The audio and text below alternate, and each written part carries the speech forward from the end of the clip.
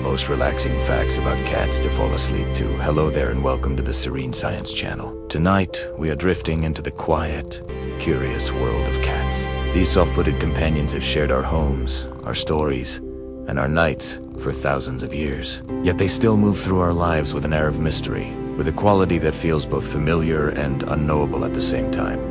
A warm presence at the foot of the bed, a sudden flash of movement in the dark, a calm gaze that feels older than words, older than language itself. Cats live between worlds, existing in a space that is neither fully wild nor completely domestic. Part fierce hunter, part devoted companion. They listen to sounds we never notice, sense changes we barely feel, and navigate their days, guided by instincts shaped long before cities existed.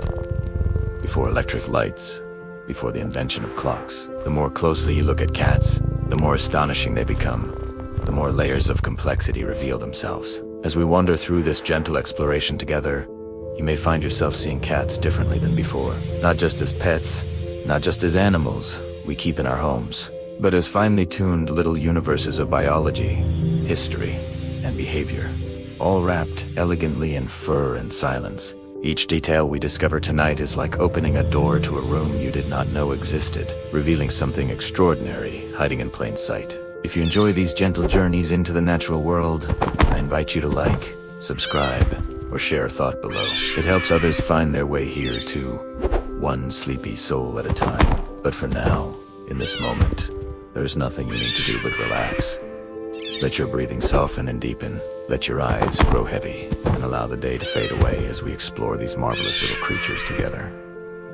Let's begin. The ancient partnership, long before anyone thought of cats as pets, long before the idea of domestication even existed, people began storing harvested grain in large quantities.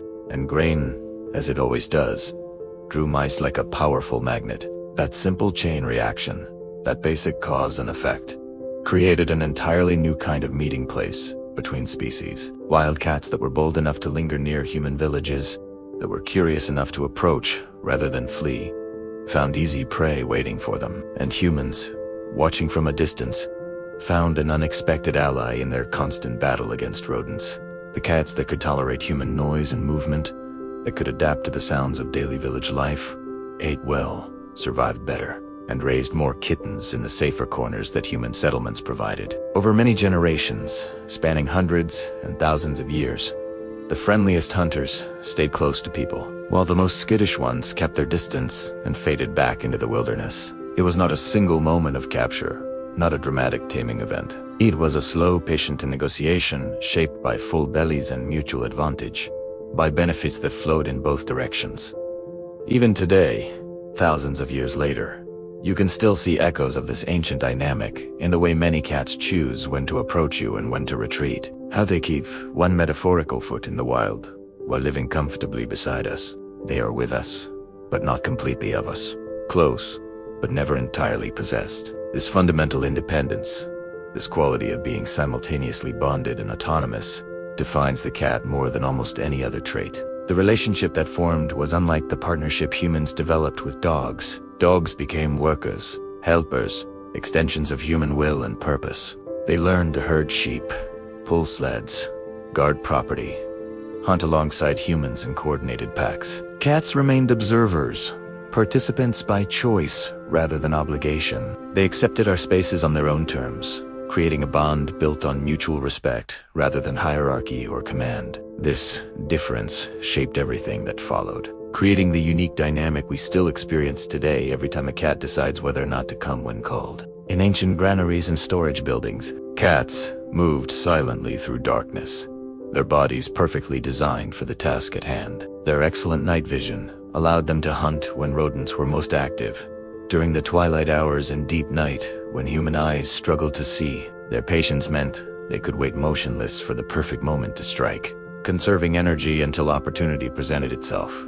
Their speed and precision meant few mice escaped once targeted. Humans quickly learned that a good mouser was worth protecting, worth feeding during lean times, worth welcoming into the warmth of homes and buildings. This practical arrangement slowly transformed into something deeper, something more emotional. Cats began appearing in human art and stories, their images carved into walls and painted onto pottery. They transitioned from tolerated hunters to valued companions, from working animals to members of the household. Children grew up with cats sleeping in their rooms, purring on their beds. Families developed favorite cats, mourning them when they died, and eagerly welcoming their kittens into the home. The partnership deepened generation after generation, creating patterns of behavior on both sides. Cats learned to read human moods and schedules, to anticipate feeding times, and recognize individual people by sight, sound, and smell. Humans learned to interpret cat signals, to understand what different vocalizations meant, to respect the boundaries cats established and the independence they maintained. This mutual learning, this slow dance of adaptation, created a relationship unique in the animal world. What makes this partnership remarkable is how little cats changed physically during domestication. Unlike dogs, who were transformed dramatically through selective breeding into hundreds of wildly different forms, cats retained most of their wild appearance and behavior. A domestic cat still looks remarkably similar to its wild ancestors. Their body plan, the hunting instincts, the solitary nature, all remained largely intact. Humans did not reshape cats to suit specific purposes. Instead, we accepted them largely as they were, and they accepted us on similar terms. This minimal change suggests that the domestication of cats was less about humans controlling and reshaping an animal, and more about two species finding a comfortable middle ground where both could benefit without either surrendering their essential nature. Cats kept their independence, their hunting skills, their self-sufficiency. Humans gained pest control and companionship. The arrangement worked precisely because it demanded so little compromise from either side. The physics of purring a cat's paw can vibrate through your bones even during deep sleep, creating a sensation that feels almost supernatural. If you have ever held a purring cat against your chest, if you have ever felt that steady rumble resonate through your body, you know it is not only a sound, it is a physical presence, a tangible vibration like a tiny engine humming with purpose and contentment. Those steady vibrations can travel through fabric, through skin, through the ribcage itself, turning your entire body into a quiet resonator, an amplifier for this most intimate of cat sounds. For the cat, purring can appear in moments of comfort and closeness, when they feel safe and content. But it also appears during moments of stress, functioning almost like a self-soothing rhythm, a way of calming themselves when frightened or in pain. Kittens purr while nursing, creating a feedback loop with their mother, and mothers purr back, creating a soft guidance system in the darkness of the nest. This two-way communication begins within days of birth, establishing patterns that will last a lifetime. People often describe the feeling of a purring cat as strangely calming, as profoundly relaxing, as if the room itself has settled into a deeper peace. Some research even suggests that the specific frequency of purring, typically between 25 and 50 hertz, may have healing properties, potentially promoting bone density and tissue repair. Whether or not this is scientifically proven, the emotional effect is undeniable. A purr can lower blood pressure, slow breathing, ease tension in ways that feel almost medicinal. It is one of the few animal sounds that can be both intimate and enveloping at the same time, both personal and immersive. In a world full of sharp noises, of jarring sounds, and unexpected interruptions, a purr is gentle, continuous, and surprisingly powerful. It creates a bubble of calm, a small refuge of peace in whatever room it fills. The mechanics of purring remain somewhat mysterious, even to scientists. Unlike most vocalizations, which are produced in the larynx and require specific breathing patterns, purring seems to involve rapid muscle twitching in the voice box, creating a steady vibration that continues through both inhalation and exhalation. This requires precise neural control, a carefully orchestrated muscular rhythm that can be maintained for extended periods without apparent effort. Some cats purr so quietly you can barely hear them, feeling the vibration only when touching them. Others purr loudly enough to fill a room, to be heard from across the house. The volume varies by individual, by mood, by context. A cat greeting a beloved person might purr with particular intensity. A cat settling down for sleep might purr more softly, the sound fading gradually as relaxation deepens. Interestingly, not all cats purr. While most domestic cats do, some individuals seem to purr rarely or not at all, for reasons that are not entirely understood. And among wild cat species, purring is found in smaller cats, but not in most large cats. Lions, tigers, and leopards cannot purr in the same continuous way domestic cats do, though they can make similar sounds in other contexts. The purr, then, is not universal to all felines, but it is nearly universal to domestic cats, and it has become one of the defining sounds of human-cat relationships. That gentle rumble, felt as much as heard, creates a bond that goes beyond words, beyond conscious communication, connecting two species through vibration and warmth. Vision in twilight cats see in dim light far better than humans, but not in total darkness. A cat at night can seem almost supernatural in its abilities, slipping through a shadowy hallway as if it carries its own invisible lantern, as if it can see things we cannot.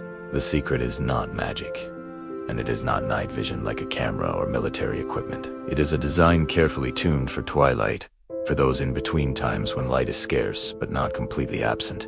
Cats are most active around dawn and dusk, during what biologists call crepuscular periods, when their prey is moving and light is limited. Their eyes are built to collect what little light exists, to make maximum use of every available photon, making a moonlit room feel significantly brighter to them than it does to us. The pupil can open extremely wide, dilating to gather light like a telescope gathering starlight. But that does not mean they can see when there is truly no light at all.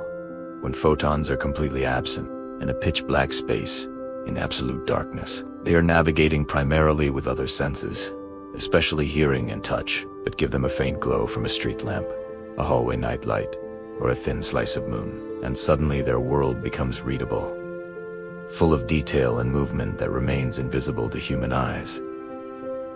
To a cat, darkness often has texture and depth. What appears to us as an indistinct shadow may appear to them as a distinct object with clear edges. What we perceive as a dark corner may reveal to them the subtle movements of a moth or spider. This superior low-light vision shaped their evolution as hunters, allowing them to succeed in conditions where prey could hide but not escape. The trade-off for this excellent night vision is that cats see less detail in bright conditions than humans do, and their color vision is more limited. They perceive blues and yellows reasonably well, but reds and greens appear more muted, more similar to each other. This makes sense for animals that hunt primarily in dim conditions, where movement and contrast matter more than color and fine detail. The structure of the cat's eye reveals elegant evolutionary solutions to the challenge of seeing in low light. Behind the retina sits a reflective layer called the tapetum lucidum, which acts like a mirror, bouncing light back through the retina for a second chance at detection. This is what causes cats' eyes to glow eerily when caught in headlights or flashlight beams,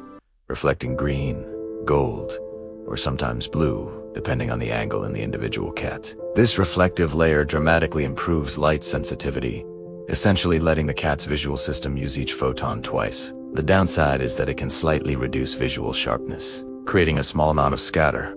But this is an acceptable trade-off for an animal that needs to see in very dim conditions. Cats also have a much higher proportion of rod cells in their retinas compared to humans. Rods are photoreceptors, specialized for detecting light and motion but not color. Cones, which detect color and fine detail, are present but less numerous. This rotavy configuration makes cats excellent at detecting movement, in low light but less skilled at seeing fine detail or distinguishing colors. The field of view is also different. Cats have wider peripheral vision than humans, about 200 degrees, compared to our 180. This gives them better awareness of movement at the edges of their vision, useful for detecting prey or threats approaching from the side. However, their binocular vision, the area where both eyes overlap and depth perception is strongest, is narrower than ours. All of these adaptations work together to create a visual system optimized for hunting small, fast-moving prey in the marginal light of dawn and dusk. When you watch a cat track a fly across a dim room, or navigate confidently through a dark house, you are seeing millions of years of evolution at work.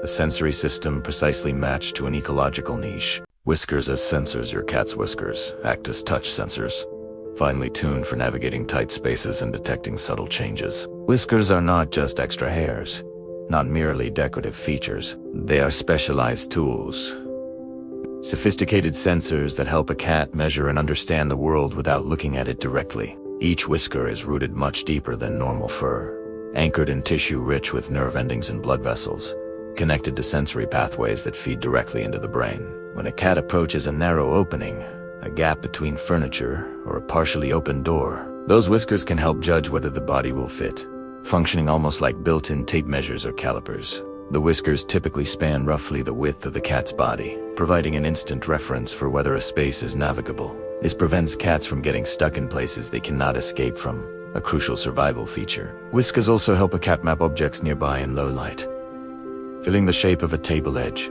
the contours of a doorway, the outline of a moving hand. Air currents bend around objects, and whiskers can detect these subtle changes in airflow, creating a kind of tactile picture of the immediate environment. This allows cats to see with touch, to build mental maps from pressure and vibration rather than light. You can often see whiskers angle forward when curiosity or excitement rises, extending the cat's sensory reach into the space ahead.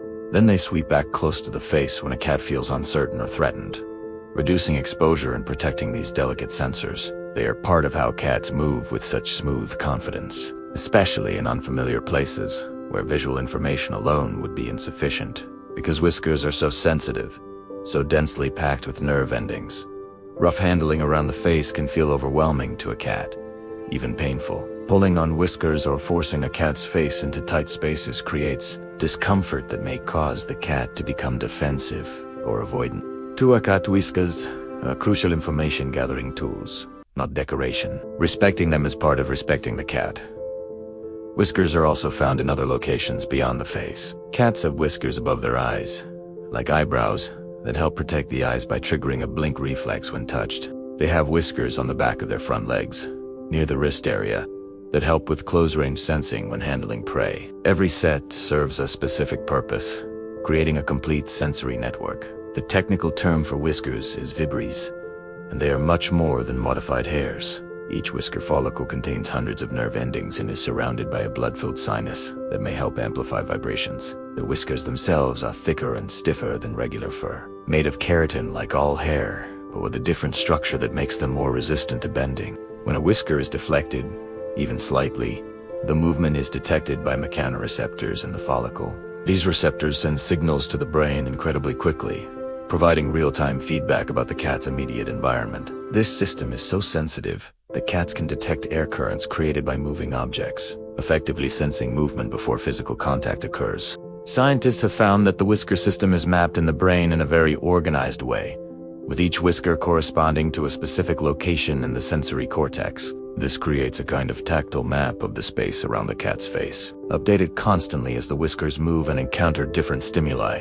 Interestingly, kittens are born with whiskers already present, even though their eyes remain closed for the first week or more of life. This suggests that whiskers are among the most important sensory tools cats possess, needed even before vision becomes available. The kitten navigates to its mother for nursing primarily using whiskers, scent, and warmth detection. Adult cats use their whiskers for more than just navigation. During hunting, whiskers help judge the exact position of prey, especially in the final moments of a catch, when the prey may be too close to see clearly. The whiskers on the legs may help detect whether captured prey is still moving, providing feedback about whether additional action is needed. Whiskers also communicate emotional state to other cats and observant humans. Forward whiskers indicate interest and confidence. Whiskers pulled back signal fear or aggression. Relaxed whiskers hanging naturally suggest a calm, neutral state. Learning to read whisker position adds another layer to understanding cat body language.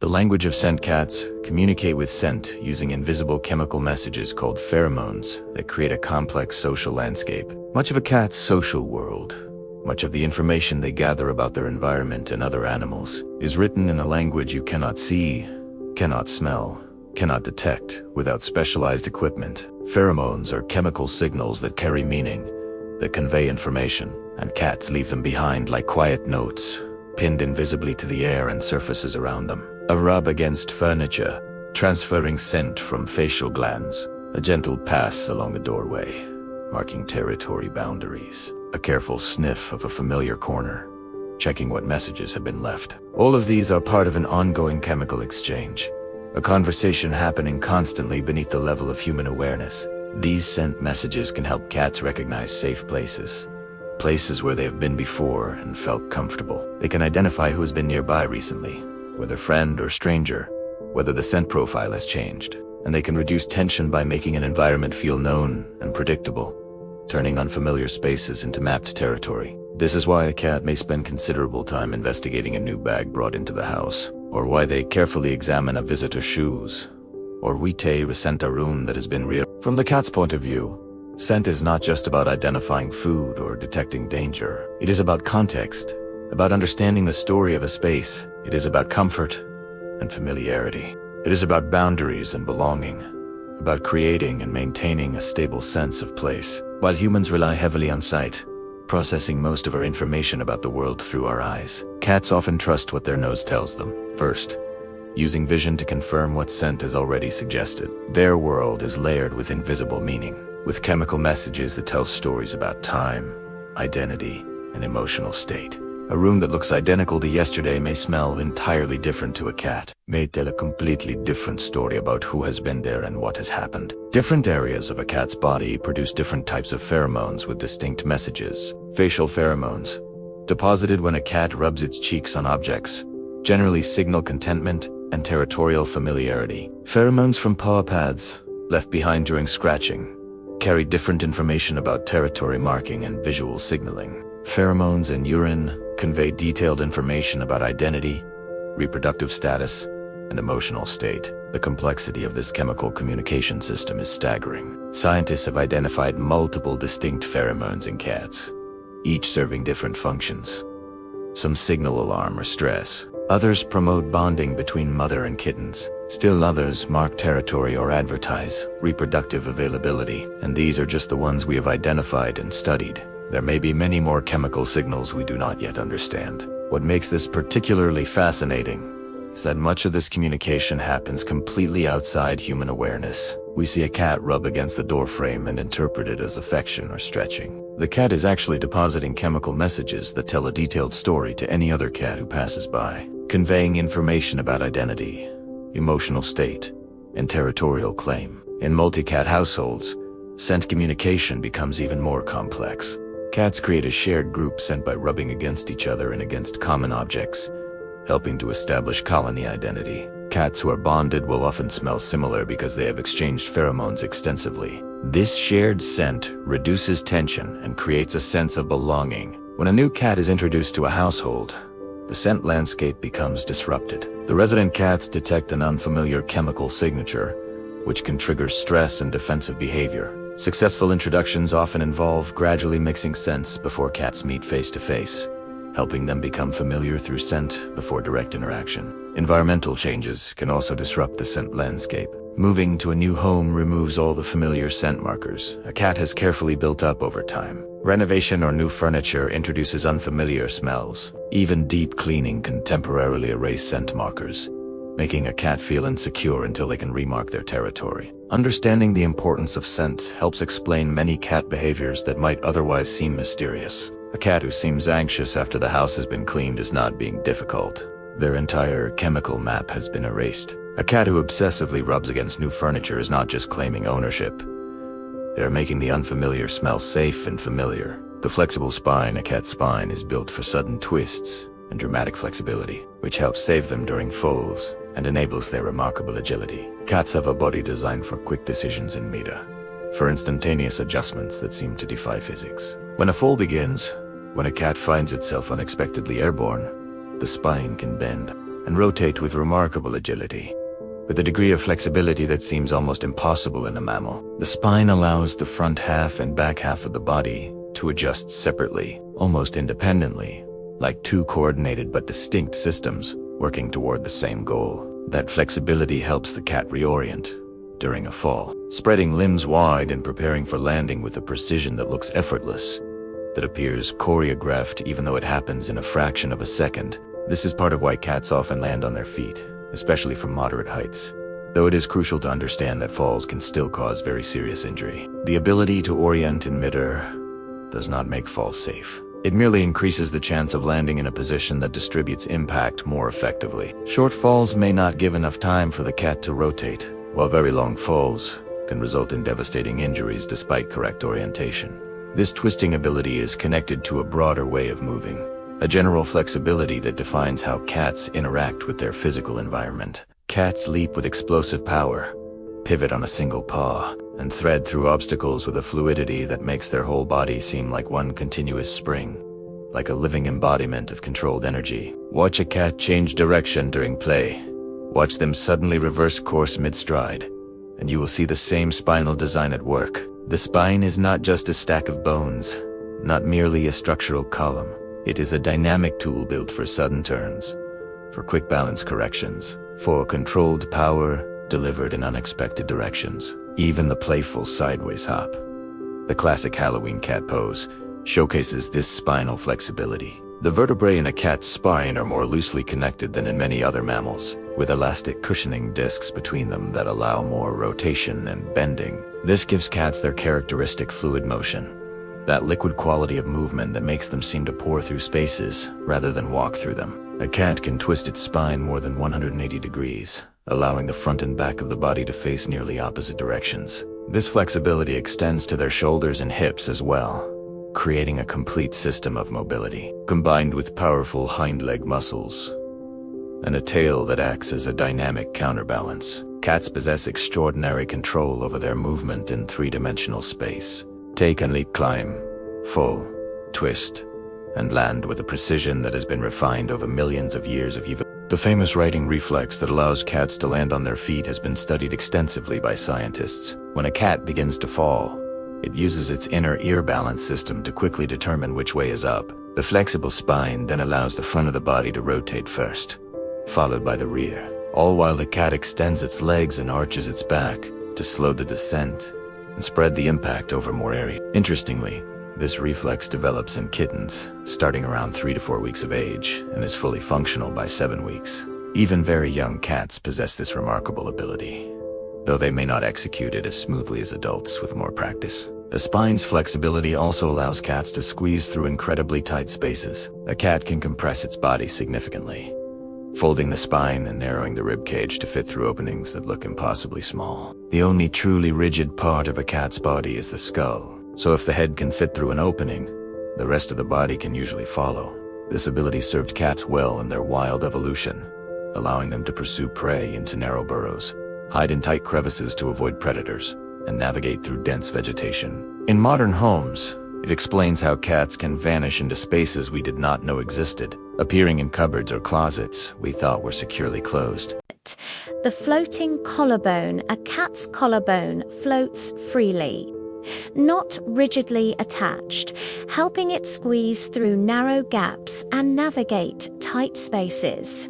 A cat's front end, their shoulder assembly, is built like a flexible machine specifically designed for slipping, climbing, and turning on a dime.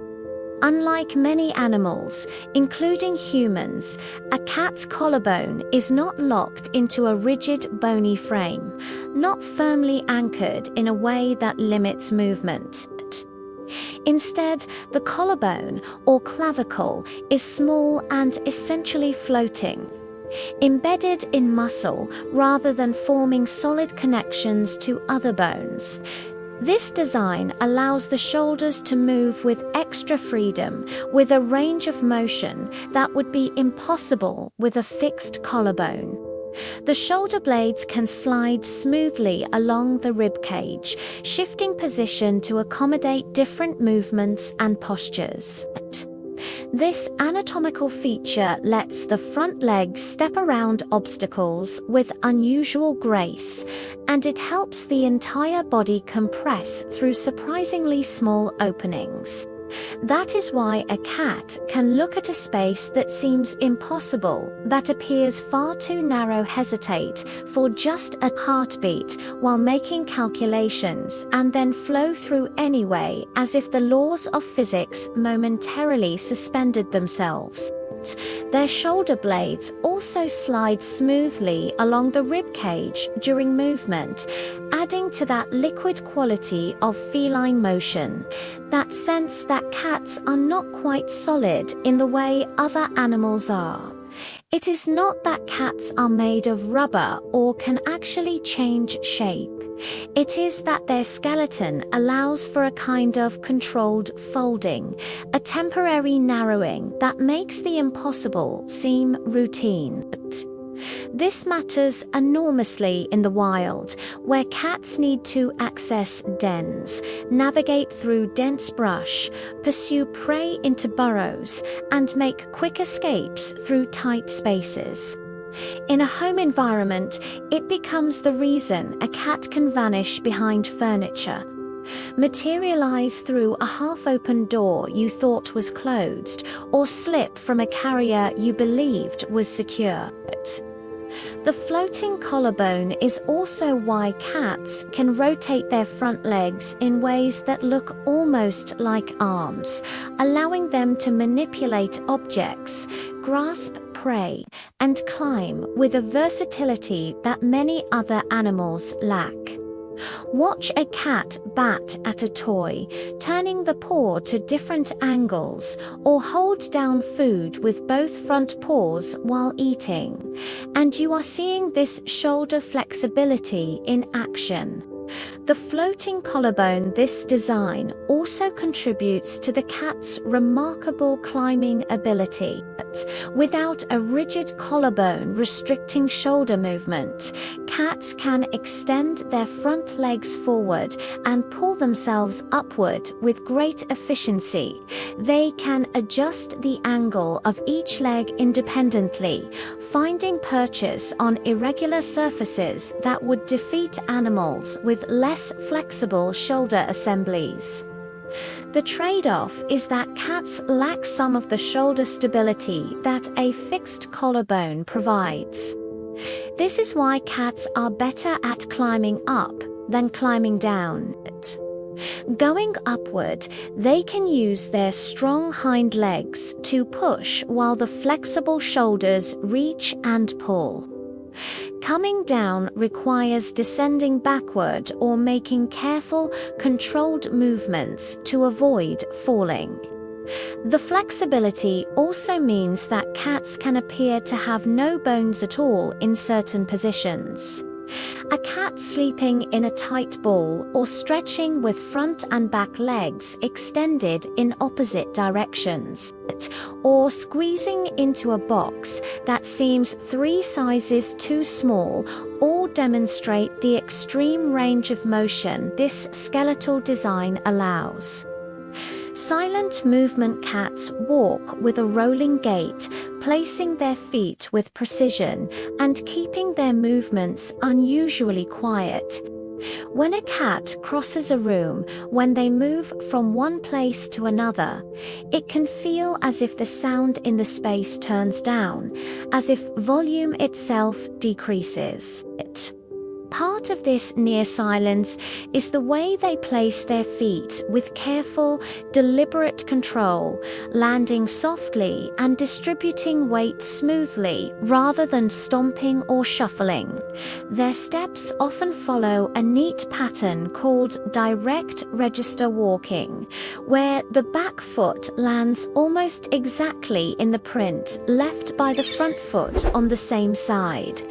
This reduces wobble, minimizes the number of times the ground is disturbed, and keeps the body stable and balanced.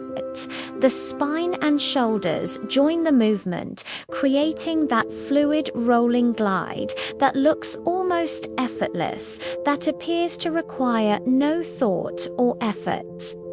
This is stealth you can see even when you cannot hear it, grace made visible. It is also why cats can move confidently along narrow surfaces, from a fence top to the back of a sofa, from a stair railing to a window ledge with hardly a sound or stumble. Their proprioception, their sense of where their body is in space, is exceptional. You might notice the difference most clearly at night, when a cat can pass through the house without waking anyone, materializing in a room without announcement, appearing suddenly as if they teleported rather than walked. That quiet travel is not politeness or consideration. It is the heritage of an animal that survived by approaching prey without being detected. By moving through territory without alerting larger predators, the pads on a cat's feet also contribute significantly to silent movement. These soft, cushioned pads are made of thick, fatty tissue that absorbs impact and muffles sound, functioning like natural shock absorbers. The texture provides excellent grip on various surfaces, while remaining nearly silent against wood, tile, or carpet. Between the pads, fur grows in tufts that further dampen sound and provide additional traction. Every element of a cat's walking mechanics has been refined over evolutionary time to support silent movement. The digitigrade stance, walking on toes rather than flat-footed, keeps the body weight lifted and distributes impact through the entire leg structure. The flexible spine allows the body to undulate smoothly rather than bob up and down with each step. Even the tail participates, moving rhythmically to maintain balance during each stride. The direct register gait, where rear feet step into the prints left by front feet, serves multiple purposes. It minimizes the sound of footfalls by reducing the number of distinct impacts. It makes tracking the cat more difficult for predators, creating fewer footprints. And it helps the cat navigate through dense vegetation or over irregular terrain, as the front feet can test the ground before the rear feet commit to the same spot. Different surfaces challenge this silent movement in different ways. On soft surfaces like carpet or grass, cats move almost completely soundlessly. On hard surfaces like tile or wood, there may be a gentle clicking from claws touching down. But this is still remarkably quiet compared to other animals of similar size. Cats can modulate their movement to be even quieter when hunting or stalking, pulling claws in completely and placing each foot with extreme care. The silent movement also serves a defensive purpose. A cat who can move without sound is harder for predators to locate and track. This was important for small, wild cats who faced threats from larger predators, even while hunting. The ability to move silently helped cats avoid alerting larger animals, who might steal their prey or view the cat itself as a meal. The silent language of slow blinking is a cat's calm signal, often lovingly described as a cat kiss. When a cat looks at you directly and lets the eyes close slowly, deliberately, it can feel like time itself stretches and slows. This is not merely drowsiness or tiredness. In cat social life, in their complex language of postures and signals, an unbroken hard stare can signal tension, challenge, or threat, while relaxed eyelids signal safety, trust, and contentment. A slow blink is a way of saying, through pure body language, I am not a threat to you, and I do not perceive you as a threat to me. It is vulnerability displayed openly, a momentary closing of the eyes that would be dangerous in a threatening situation, and therefore communicates trust when performed voluntarily. Many people discover, often by accident, that if they return the gesture, closing their eyes gently and reopening them in a soft rhythm, a cat may blink back or even come closer. Drawn by this mutual signal of peaceful intention, it becomes a quiet conversation without words. A way of building rapport through the simple act of opening and closing eyes with deliberate slowness. You can see this calm language between cats too in peaceful homes where they share space without conflict. Cats who are comfortable with each other often exchange slow blinks, acknowledging presence without challenge. The beauty of this behavior is how simple and accessible it is. No training needed, no commands required, just trust expressed through careful timing and gentle eye contact. In a world where attention is often loud and demanding, where communication tends toward noise and intensity, the slow blink is a gentle, deliberate kind of kindness. It costs nothing, requires only a moment, yet can transform the emotional quality of an interaction. It is one of those small gestures that reveals how much can be communicated through subtlety. The scientific study of slow blinking has confirmed what cat owners have long known intuitively. Research shows that cats do indeed respond more positively to humans who slow blink at them, approaching more readily and displaying more relaxed body language. This validates the experience of countless people who have built deeper bonds with cats through this simple gesture. Interestingly, the slow blink may have evolved as a way for cats to de-escalate potential conflicts. In close quarters, when two cats encounter each other, a slow blink can signal non-aggressive intent, reducing the need for physical confrontation. This would have been particularly useful for cats living in loose social groups, where maintaining peace while sharing territory was advantageous. The slow blink also appears in mother-kitten interactions. Mother cats often slow blink at their kittens, particularly during nursing and grooming sessions. Kittens learn this signal early and begin returning it as they mature, incorporating it into their communication repertoire. What makes the slow blink particularly powerful is its cross-species nature. Cats use this signal with humans just as readily as with other cats, suggesting it is a deeply ingrained social behavior that transcends species boundaries. This is relatively rare in animal communication, where many signals are species-specific. Scent marking in territory. The scent glands on a cat's cheeks gently mark you as familiar territory, as part of their safe social circle. A cat pressing its face against your leg, bumping the side of your hand with their head, or rubbing their cheek along your arm is doing more than asking for affection, more than seeking attention. Along the cheeks and around the mouth are glands that release a friendly signature scent, a chemical marker that is unique to that individual cat. When a cat rubs on you, it is placing that signature on your skin and clothing, quietly saying through scent, "You belong to my safe circle. You are part of my territory. You are familiar and trustworthy."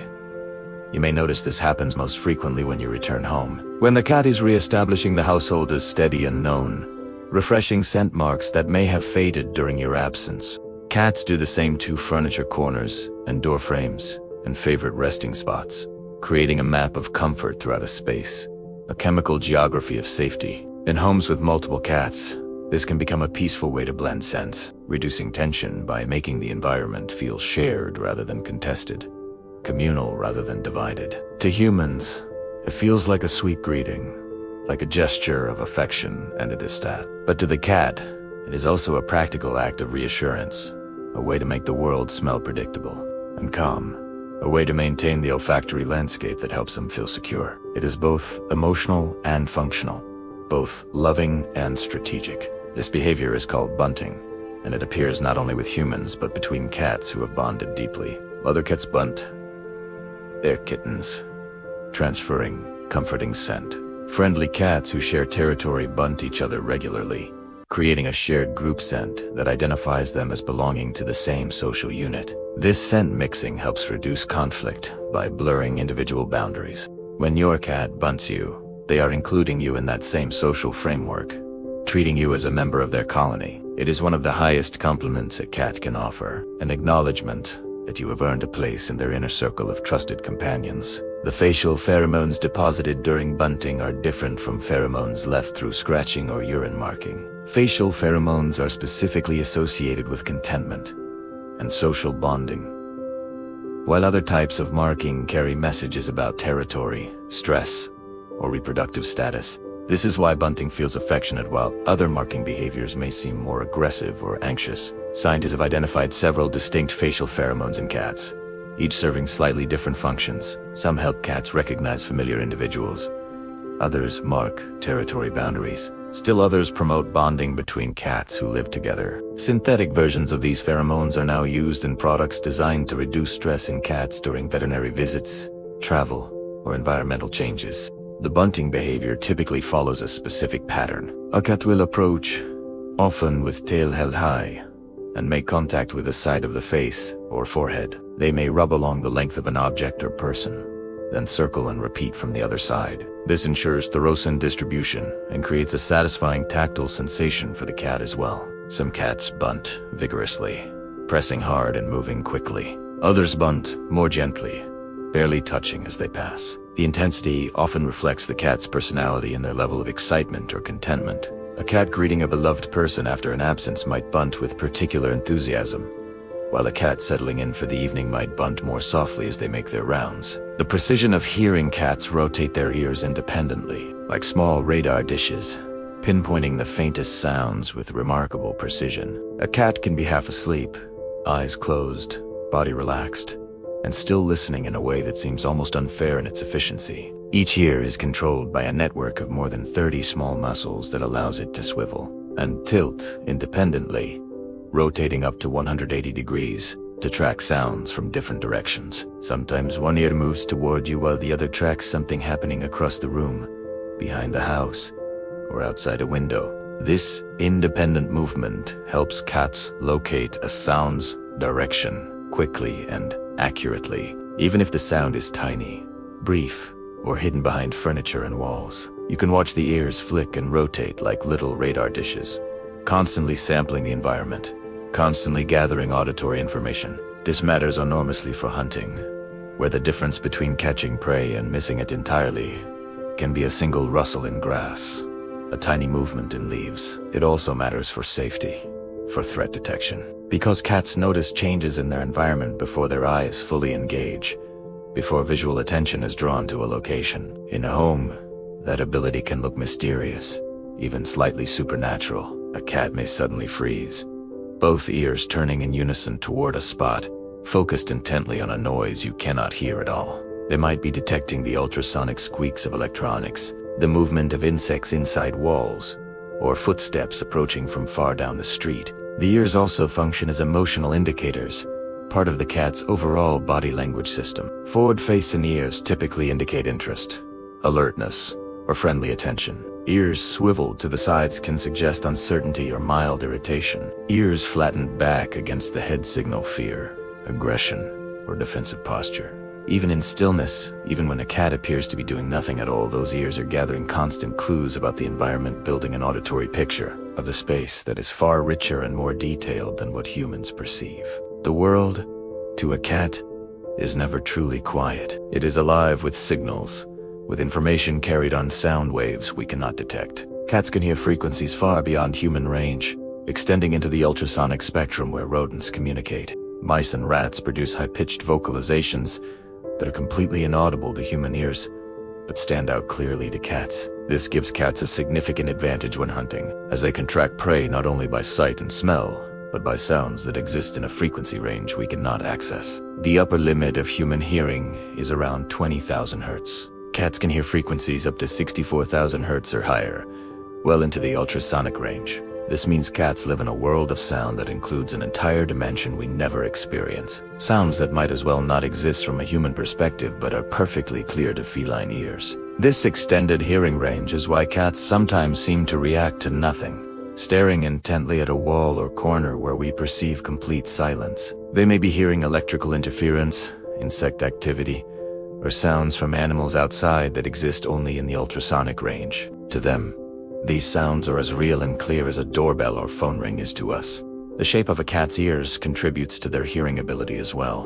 The large, funnel-like external ear, called the pinna, collects sound waves and focuses them into the ear canal. Cats can adjust the position of their pinnae to optimize sound collection from specific directions, essentially aiming their ears like directional microphones. The muscles controlling ear movement are incredibly precise, allowing for fine adjustments in angle and orientation. This precision enables cats to locate the source of a sound with remarkable accuracy, often to within a few degrees. This spatial hearing is crucial for hunting, allowing cats to pinpoint prey location, even when the prey is hidden from view. The unique nose print. A cat's nose print is unique, much like a human fingerprint, individual and up close.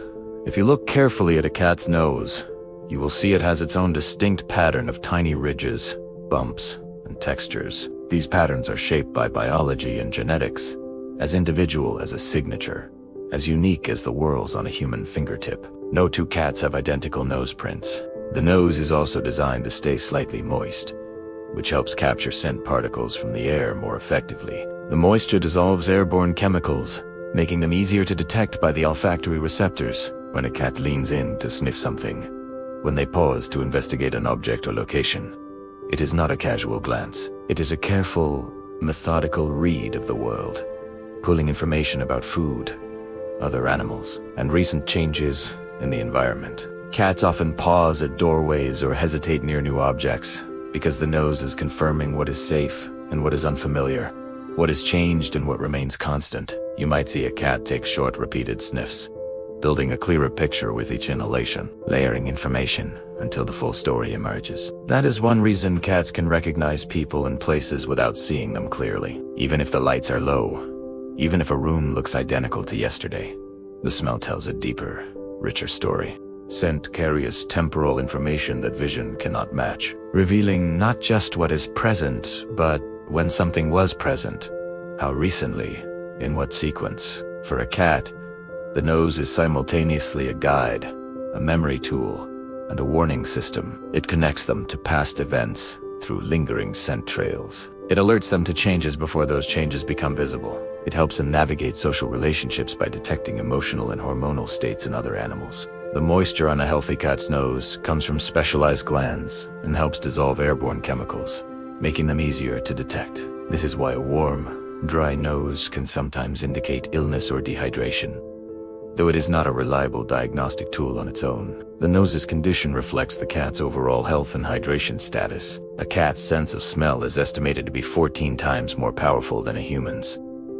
This is due to having approximately twice as many olfactory receptors in the nose, around 200 million compared to our 5 million.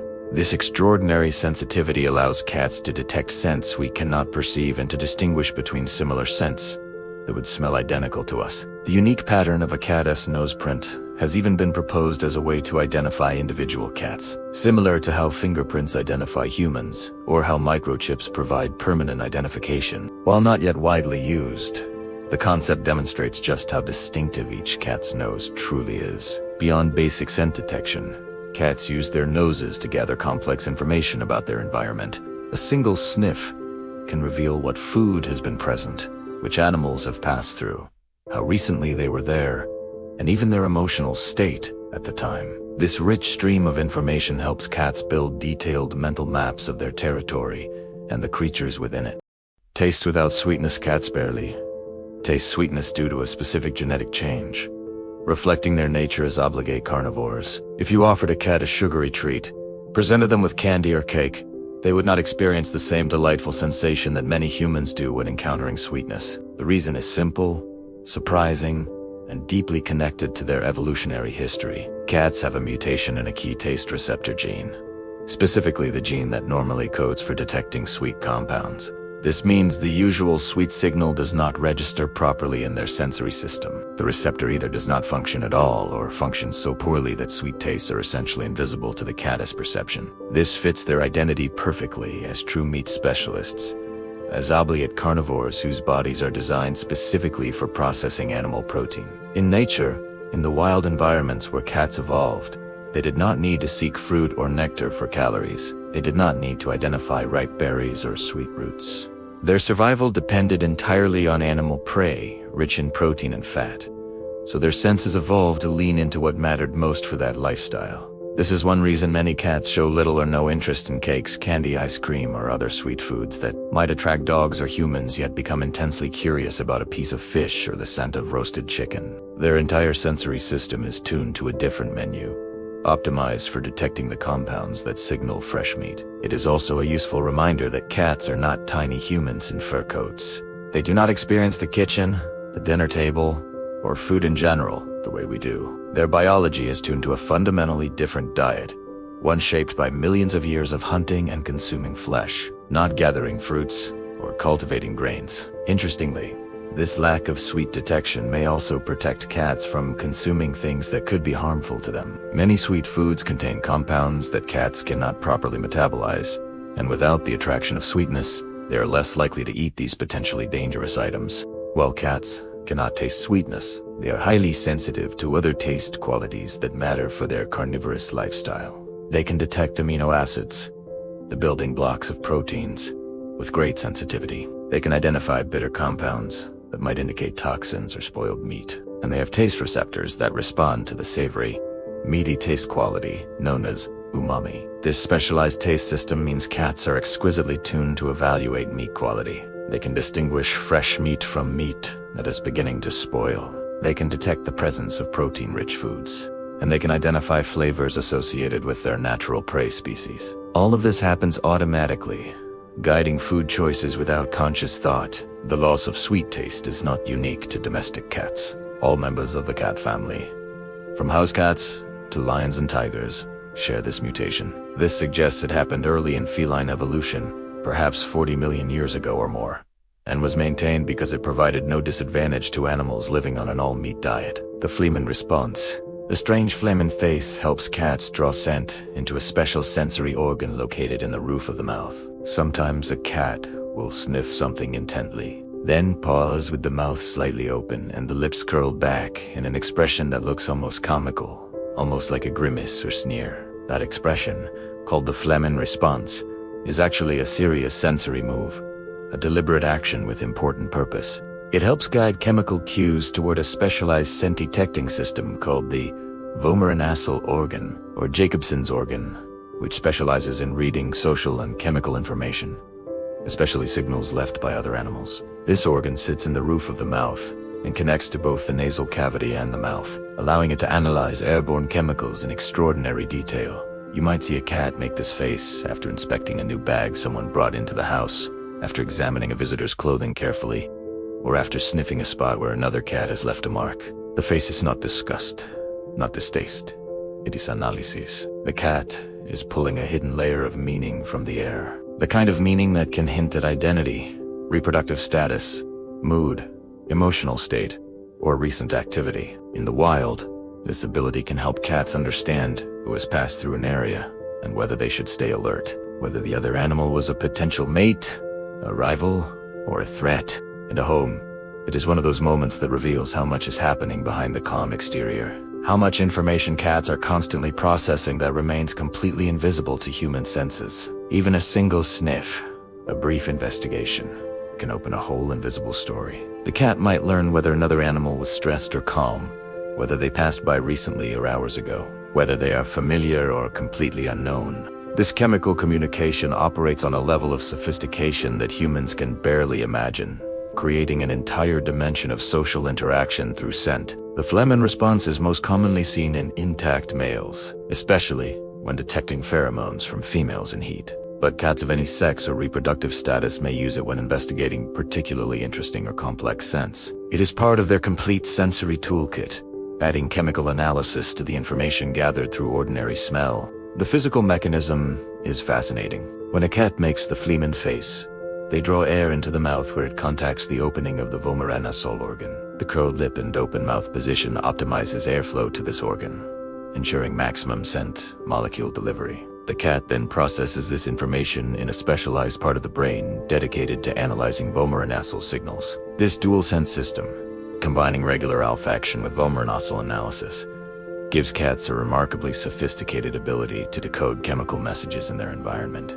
While regular smell provides general information about food, danger, and environmental conditions, the vomeronasal system specializes in reading social and reproductive signals. Many mammals have a vomeronasal organ, but it is particularly well developed in cats and plays a crucial role in their social and reproductive behavior. The information it provides helps cats make important decisions about whom to approach, whom to avoid, and when to seek out potential mates. The tail as communication. A cat's tail works as a balance tool and an emotional signal, communicating constantly. The tail is a cat's visible mood meter, and it is also part of how the body stays coordinated during quick movements. A relaxed, upright tail often appears during friendly greetings, while a puffed tail can make a frightened cat look larger and more intimidating to potential threats. Slow swishes can signal focus or mild irritation, and a fast whipping tail can be a clear warning that patience is running out. Cats even wrap their tails around their bodies for warmth and comfort,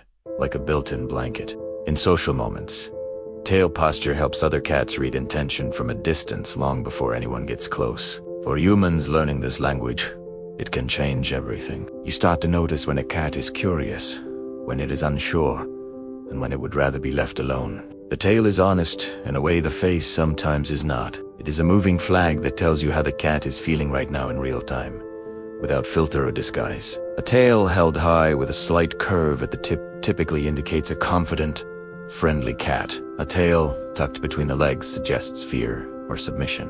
A tail lashing back and forth rapidly signals agitation or aggression.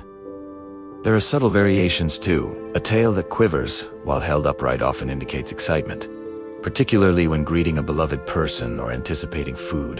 A tail that moves in slow, languid waves might indicate a cat is considering something, weighing options, in a contemplative state. A tail that twitches just at the tip suggests focused attention, often seen when a cat is watching prey or a toy. The tail-less communication function is so important that cats who lose their tails through injury or are born with shortened tails sometimes struggle with social communication. Other cats may misread their signals, leading to increased conflict. However, these cats often compensate by exaggerating other body language signals, demonstrating the flexibility of feline communication. Kittens are not born knowing how to use their tails for communication. They learn this language through interaction with their mother and siblings during the crucial early weeks of life. A kitten whose tail is grabbed too hard by a sibling learns to be more careful with tails. A kitten whose mother wraps her tail around it during nursing learns that tails can express affection and protection. The tail's physical structure supports both its balance and communication functions. The tail contains 19 to 23 vertebrae, about 10% of the total bones in a cat's body, connected by muscles, ligaments, and tendons. This gives it remarkable flexibility and strength. A cat can move its tail in nearly any direction, creating a wide range of expressive positions. The athlete's body cats sprint, using fast twitch muscles built for sudden bursts of speed rather than endurance running. A cat's athletic magic, their physical prowess, is not built for marathons or long-distance running. It is built for lightning, for explosive acceleration, for moments of incredible speed compressed into a few seconds. Fast-twitch muscle fibers are designed specifically to explode into motion, giving a cat that instant acceleration when it launches after a toy, darts under a chair to hide, or leaps vertically to a high shelf. In a hunt, in a natural predatory scenario, this design makes perfect evolutionary sense. The cat waits patiently, sometimes for extended periods, conserves energy carefully, and then commits to a short, decisive burst where timing and speed matter far more than distance or endurance. You can see the same evolutionary design in how cats play at home. They often pause for long stretches, watching a toy intently body still, calculating angles and distance. Then suddenly they move with dramatic speed, with startling acceleration that seems to come from nowhere. It is not laziness between bursts. It is energy's strategy, careful resource management. Those powerful sprints cost significant metabolic energy, which is why cats prefer brief, intense action followed by recovery and rest. This also explains why play sessions that mimic the structure of a hunt, with periods of stalking and watching followed by sudden pouncing, can satisfy a cat more completely than constant running or chasing. Their bodies are tuned for a specific story structure: observation, approach, explosion, capture, rest, not continuous, moderate activity. The muscle fibers that enable this explosive speed fatigue quickly. A cat at full sprint can reach speeds up to 30 miles per hour, faster than most humans can run, but they can only maintain that pace for a very short distance, perhaps the length of a driveway or across a large room. After that burst, they need time to recover, to allow muscles to clear waste products and replenish energy stores. This physiological reality shaped how cats hunt in the wild. They are ambush predators, not pursuit predators. They rely on getting close before the final rush, on minimizing the distance they need to sprint. A cat who misjudges and starts a chase too far from prey will almost always fail, running out of steam before catching up. Understanding this helps explain why some play sessions end abruptly. The cat has not lost interest suddenly. They have reached the natural limit of their explosive energy system and need to rest. Respecting these limits creates more satisfying play experiences that match the cat's biological design. It also explains why cats spend so much time resting and sleeping. They are not lazy. They are conserving energy for the next burst of high-intensity activity, maintaining their explosive power system. The fast-twitch muscle composition also affects how cats move and carry themselves. Their muscles are designed for power rather than endurance, giving them a compact, coiled appearance even at rest. This is why even a relaxed cat can spring into action almost instantly. transitioning from complete stillness to full sprint in a fraction of a second. This same muscle design enables cats' remarkable jumping ability. Cats can jump up to 6 times their body length vertically, propelling themselves to heights that seem impossible for their size. This is entirely due to the explosive power of their fast-twitch muscle fibers, particularly in the powerful hind legs. The window to emotion, a cat's pupils narrow into slits, protecting highly sensitive eyes while providing expressive communication. In bright light, a cat's pupils can tighten into thin vertical lines, and it looks almost dramatic, like a camera closing down its aperture. That shape is not just for visual style or aesthetics. It helps control precisely how much light enters the eye, protecting a visual system built to be extremely sensitive. The slit shape can reduce glare while still allowing sharp focus, which matters for an animal that needs to judge movement and distance with precision. Then, when light fades, the pupils can open wide, dilating into large, dark circles, drinking in whatever illumination is available. This fast adjustment helps cats handle sudden changes, like stepping from a sunny window into a dim hallway. It is also part of their expressive face, part of how emotions show themselves visually.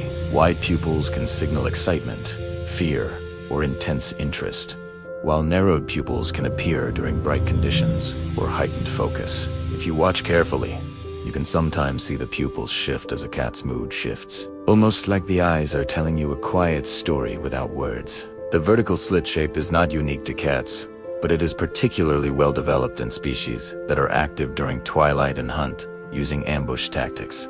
The vertical orientation may help with depth perception, allowing cats to judge the distance to prey more accurately. This would be particularly useful for pouncing attacks that require precise distance calculation. Pupil size also responds to emotional arousal, not just light levels. A cat experiencing fear, aggression, or intense excitement will have dilated pupils even in bright light. This is why veterinarians often see fully dilated pupils in cats at the clinic, where stress and fear override normal light responses. The speed of pupil adjustment is remarkable. A cat can go from fully constricted slits to wide open circles in less than a second, or vice versa. This rapid response protects the sensitive retina from sudden bright light, while also allowing quick adaptation to darkness. Interestingly, the pupil shape changes as it dilates. At maximum dilation, a cat's pupil is nearly circular, not slit-shaped. The slit appears only when the pupil constricts. This is because the iris muscle pulls inward from the edges, creating the characteristic vertical opening. Some cat species have round pupils rather than slits.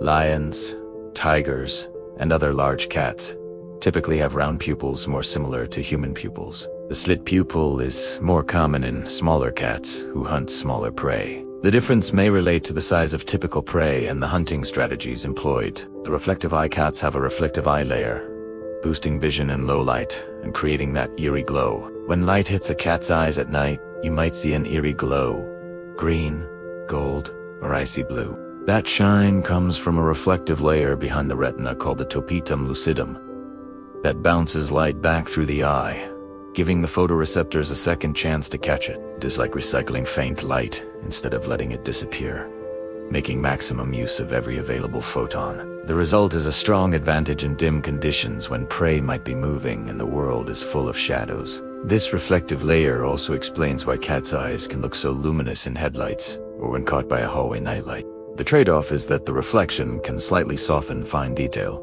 especially in brighter conditions. But cats are built to prioritize motion and low light function over daylight acuity. It is one of those evolutionary designs that feels almost otherworldly until you realize it is intensely practical. In twilight, when humans begin to fumble and squint, cats are still reading the room with confidence. The color of the eye shine, the reflected glow, varies depending on the minerals present in the tapetum. Zinc-based tapeta produce a yellow or green glow. A tapetum, rich in riboflavin, produces blue or white reflection. The tapetum lucidum is not unique to cats. Many nocturnal and crepuscular animals have similar structures, including dogs, deer, raccoons, and many others. However, the cat's tapetum is particularly well developed and efficient, contributing to their exceptional night vision. Not all cats have the same eye shine color, even within the same breed. The variation depends on individual differences in toponym composition and structure. Some cats have very bright eye shine that can be seen from considerable distances. Others have dimmer reflection that is only visible up close. Interestingly, Siamese cats and other blue-eyed breeds often have reduced or absent tapetum, which is why their eyes may glow red in photographs, similar to human red. The red color comes from blood vessels in the retina rather than topotom reflection. The topitum lucidum works in concert with other adaptations for low light vision. The large pupil size, high concentration of rod photoreceptors, and the reflective topotom all work together to create a visual system optimized for hunting in dim conditions. Each element enhances the others, creating performance greater than the sum of the parts. While the topitum significantly improves light sensitivity, it does create some image scatter, slightly reducing the sharpness of vision. However, for a cat hunting in twilight, this trade-off is worthwhile. The ability to see prey in very dim conditions outweighs the small loss of detail. The sudden zoomies. Sudden zoomies often release stored energy, excitement, or mild stress.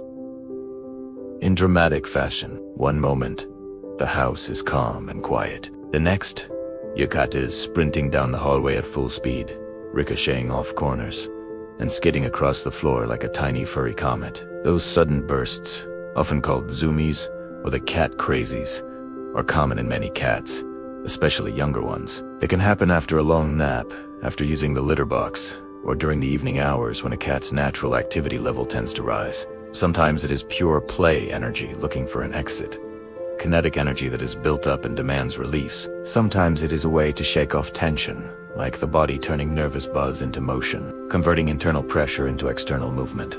You will often see the cat pose mid-rune, eyes bright and pupils dilated, then take off again with the same wild joy. It can look chaotic and random, but it is often self-regulation in action, the body finding its own way to restore balance. The key is what comes after. Many cats settle more easily once the burst is done, as if the sprint cleared the system, released pent-up energy. In a safe home, zoomies are usually just the sound of a healthy engine revving, a normal expression of feline vitality. Zoomies tend to follow predictable patterns for individual cats. Some cats have them at the same time each day, often in the evening when their crepuscular instincts would naturally make them more active. Others seem to get zoomies randomly, triggered by internal cues we cannot observe.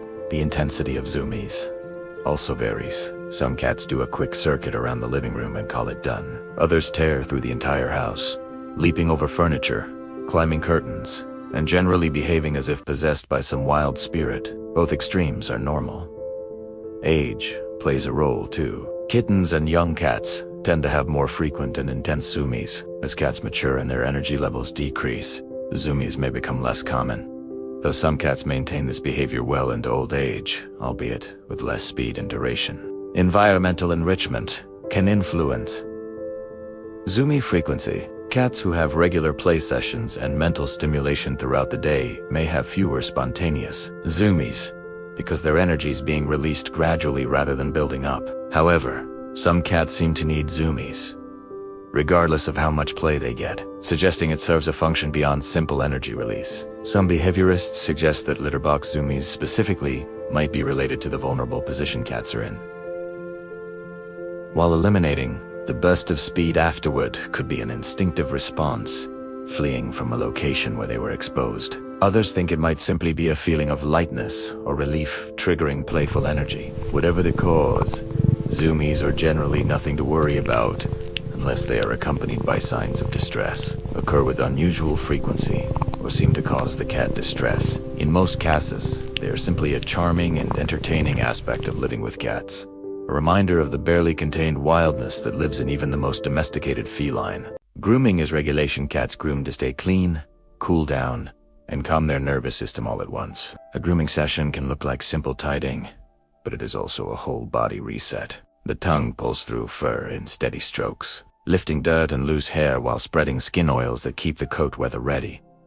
Then there is the cooling trick. As saliva spreads and evaporates, it can help a cat shed heat, especially when the air is warm and still. But the most surprising part is how much grooming can soothe emotionally. Many cats lick in a slow rhythmic pattern after excitement, conflict, or a sudden noise as if they are turning their own volume down. You will often see it after a tense moment with another pet or after a burst of play ends abruptly. It is like watching a creature smooth itself back into calm. When grooming becomes excessive, it can also signal stress, which is why the behavior is both a comfort and a clue. Cats who overgroom may develop bald patches or skin irritation, signs that anxiety or medical issues need attention.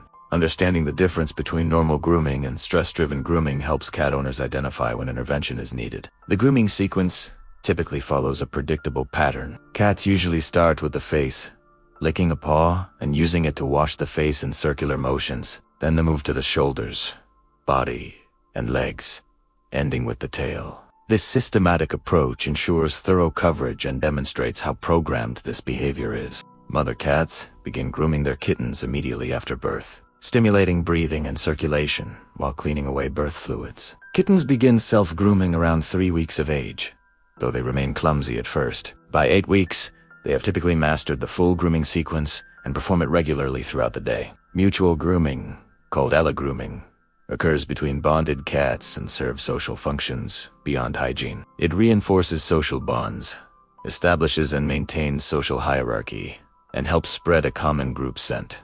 Cats typically groom each other on the head and neck, areas difficult for a cat to reach on their own. The barbed structure of a cat's tongue makes it an incredibly effective grooming tool. The tiny backward-facing hooks, called papillae, are made of keratin, the same material as claws.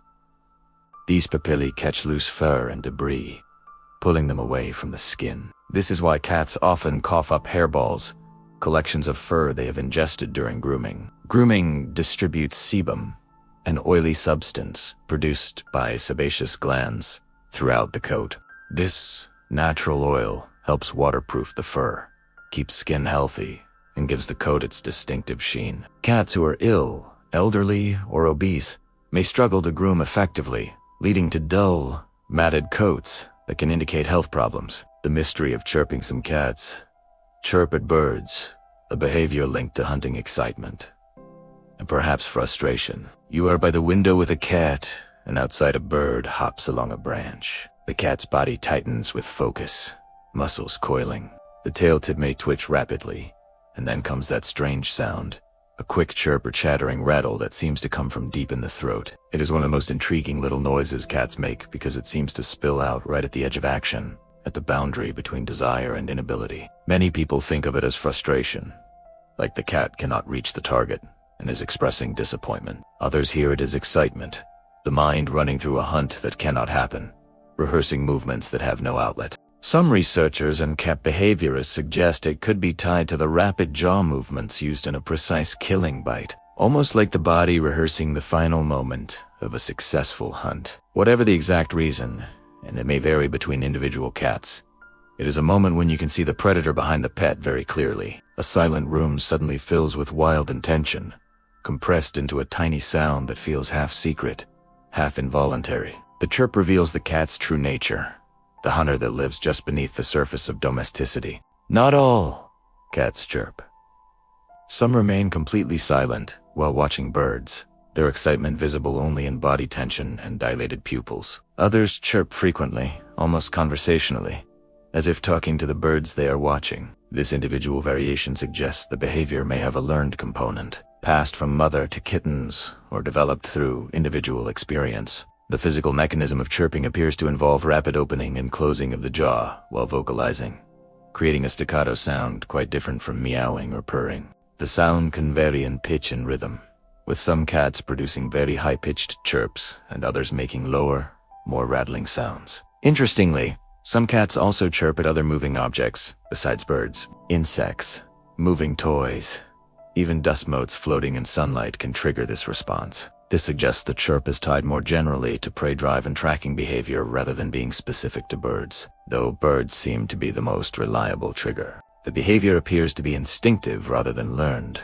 as kittens who have never seen their mother hunt still chirp at birds from an early age. However, frequency and intensity may be influenced by early experience and individual temperament. Bold, high prey drive cats tend to chirp more readily than cautious or less hunt-and-focused individuals. Some researchers have suggested the chirp might serve a communication function between cats. Hunting cooperatively in the wild, Though domestic cats typically hunt alone and still chirp when no other cats are present, this makes the communication hypothesis less likely, unless the behavior is a vestige from ancestors who did hunt socially. Whatever its origins and purpose, chirping is one of those behaviors that reminds us how much of the wild cat remains in our domestic companions. Even a cat who has never hunted, who has been fed commercial food their entire life, still possesses the instincts and reactions of a predator. The chirp is a window into that ancient programming. The social education of kittens. Kittens learn social skills early, and timing shapes lifelong confidence profoundly.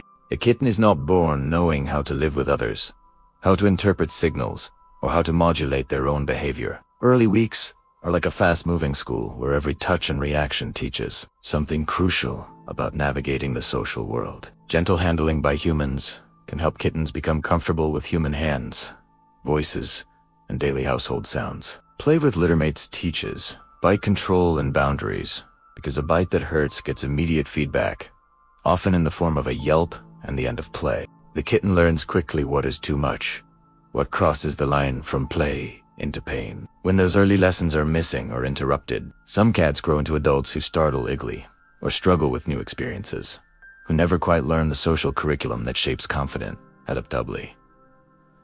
Cats. That does not mean they cannot adapt or learn later in life, but it can change how long trust takes to build, how much patience is required. This is why early experiences matter so profoundly, even ones that seem small or insignificant. A calm introduction to a carrier, a soft brush moving gently through fur, a friendly visitor speaking quietly, a new room explored at the kitten's own pace.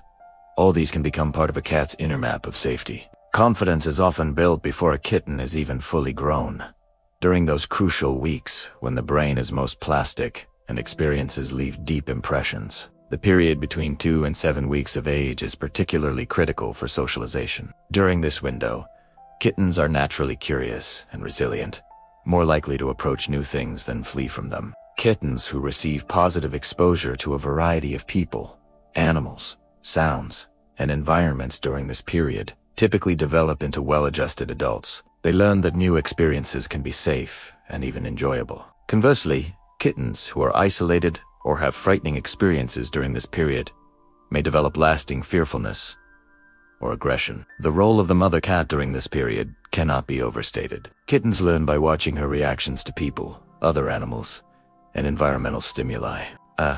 Calm, confident mother who interacts positively with humans tends to produce kittens who are similarly comfortable with people. An anxious or feral mother may pass on wariness, even to kittens who are themselves handled gently. Littermate interactions serve as the primary training ground for social skills. Through play fighting, kittens learn to read body language, understand social signals, and control the intensity of their behavior. They learn that certain behaviors result in continued play, while others end it abruptly. This constant feedback loop shapes their understanding of social boundaries. The texture and quality of early play matters too. Kittens who engage in object play, chasing toys and batting at moving things, develop different skills than those who only engage in social play with siblings. Both types are important for well-rounded development. Object play develops hunting skills and confidence in manipulating the environment. Social play develops communication and relationship skills. Early handling by humans, starting gently and increasing gradually, helps kittens learn that human touch is safe and pleasant. This should involve multiple people if possible. So kittens generalize that all humans can be trusted rather than bonding to only one person. Exposure to men, women, children, and people of different ages and appearances helps create cats who are comfortable with human diversity. Even brief, positive daily handling during the sensitive period can make a significant difference. Studies have shown that kittens handled for just 5 to 10 minutes per day during the socialization window are significantly friendlier to humans as adults than kittens who receive no handling. More handling up to about an hour per day produces even better results, though there are diminishing returns beyond that point. The comfort of kneading many cats knead with their paws, echoing nursing behavior from infancy in a touching display. Kneading looks like a gentle massage, paws pressing and releasing in a slow, rhythmic pattern, often on blankets, laps, or soft cushions. The roots of this behavior reach back to kittenhood when nursing kittens press against their mother's belly to stimulate milk flow. That early motion becomes deeply linked with warmth, food, and safety, so it can resurface later in life during moments of deep comfort and contentment. Some cats need with eyes half closed, purring softly, as if drifting into a memory their body still holds, as if returning to that earliest experience of safety and nourishment. The claws may come out a little, not from aggression, but because the movement is automatic and instinctive, part of the programmed sequence. In the wild, kneading can also relate to preparing a resting spot, patting down grass or leaves before settling for sleep. At home, the behavior becomes a tender ritual that shows a cat feels secure enough to relax fully, to become vulnerable. It is one of those actions that feels intimate because it comes from a time when the world was small and safe. The rhythm of kneading varies between individual cats. Some knead quickly and energetically, really working the surface with enthusiasm. Others knead slowly and gently, barely pressing down. Some cats knead with front paws only, while others involve all four paws, looking almost like they are marching in place. Some cats need only specific textures. Soft blankets, fluffy sweaters, or particular types of fabric may trigger kneading, while harder surfaces do not. This texture preference might relate to what feels most similar to their mother's fur during nursing. Others will need almost anything when sufficiently relaxed. Interestingly, not all cats knead. Some never display this behavior at all, even when deeply content. Others knead only rarely, reserving it for special moments of peak relaxation. And some cats knead constantly, seemingly unable to settle without going through this ritual first. These individual differences remind us that, while kneading is common, it is not universal or mandatory for feline contentment. For cats who do knead regularly, the behavior often occurs in predictable contexts. Settling down for sleep, greeting a beloved person after an absence, or being petted in a particularly enjoyable way can all trigger kneading. Some cats need the air while being held, their paws working against nothing, driven purely by the internal feeling of contentment. The association with nursing means kneading is most common in cats who are allowed to nurse normally as kittens. Cats who were weaned too early or separated from their mothers prematurely may knead less frequently or not at all. However, this is not a hard rule, as many early weaned cats still knead regularly. From a human perspective, kneading can be both endearing and uncomfortable. The rhythmic pressure feels sweet, but the claws can be painful, especially through thin fabric or directly on skin. Many cat owners learn to keep a blanket handy to place between them and a kneading cat, preserving the bonding moment while protecting themselves from punctures. Some behaviorists suggest that cats who knead excessively may have been weaned too early and are seeking to recreate that lost comfort. However, this interpretation is controversial, as many perfectly well-adjusted cats who nursed normally also knead frequently. It may simply be that some cats retain this behavior more strongly than others, regardless of their early experiences. The need for routine cats prefer routine because sudden change can trigger vigilance and stress responses. Cats are masters of noticing small differences, which makes the world feel safer when it stays predictable. The same feeding time each day, the same sleeping spots, the same familiar pathways through a room. Well, these reduce the need to stay on constant alert when something changes, when the familiar becomes unfamiliar.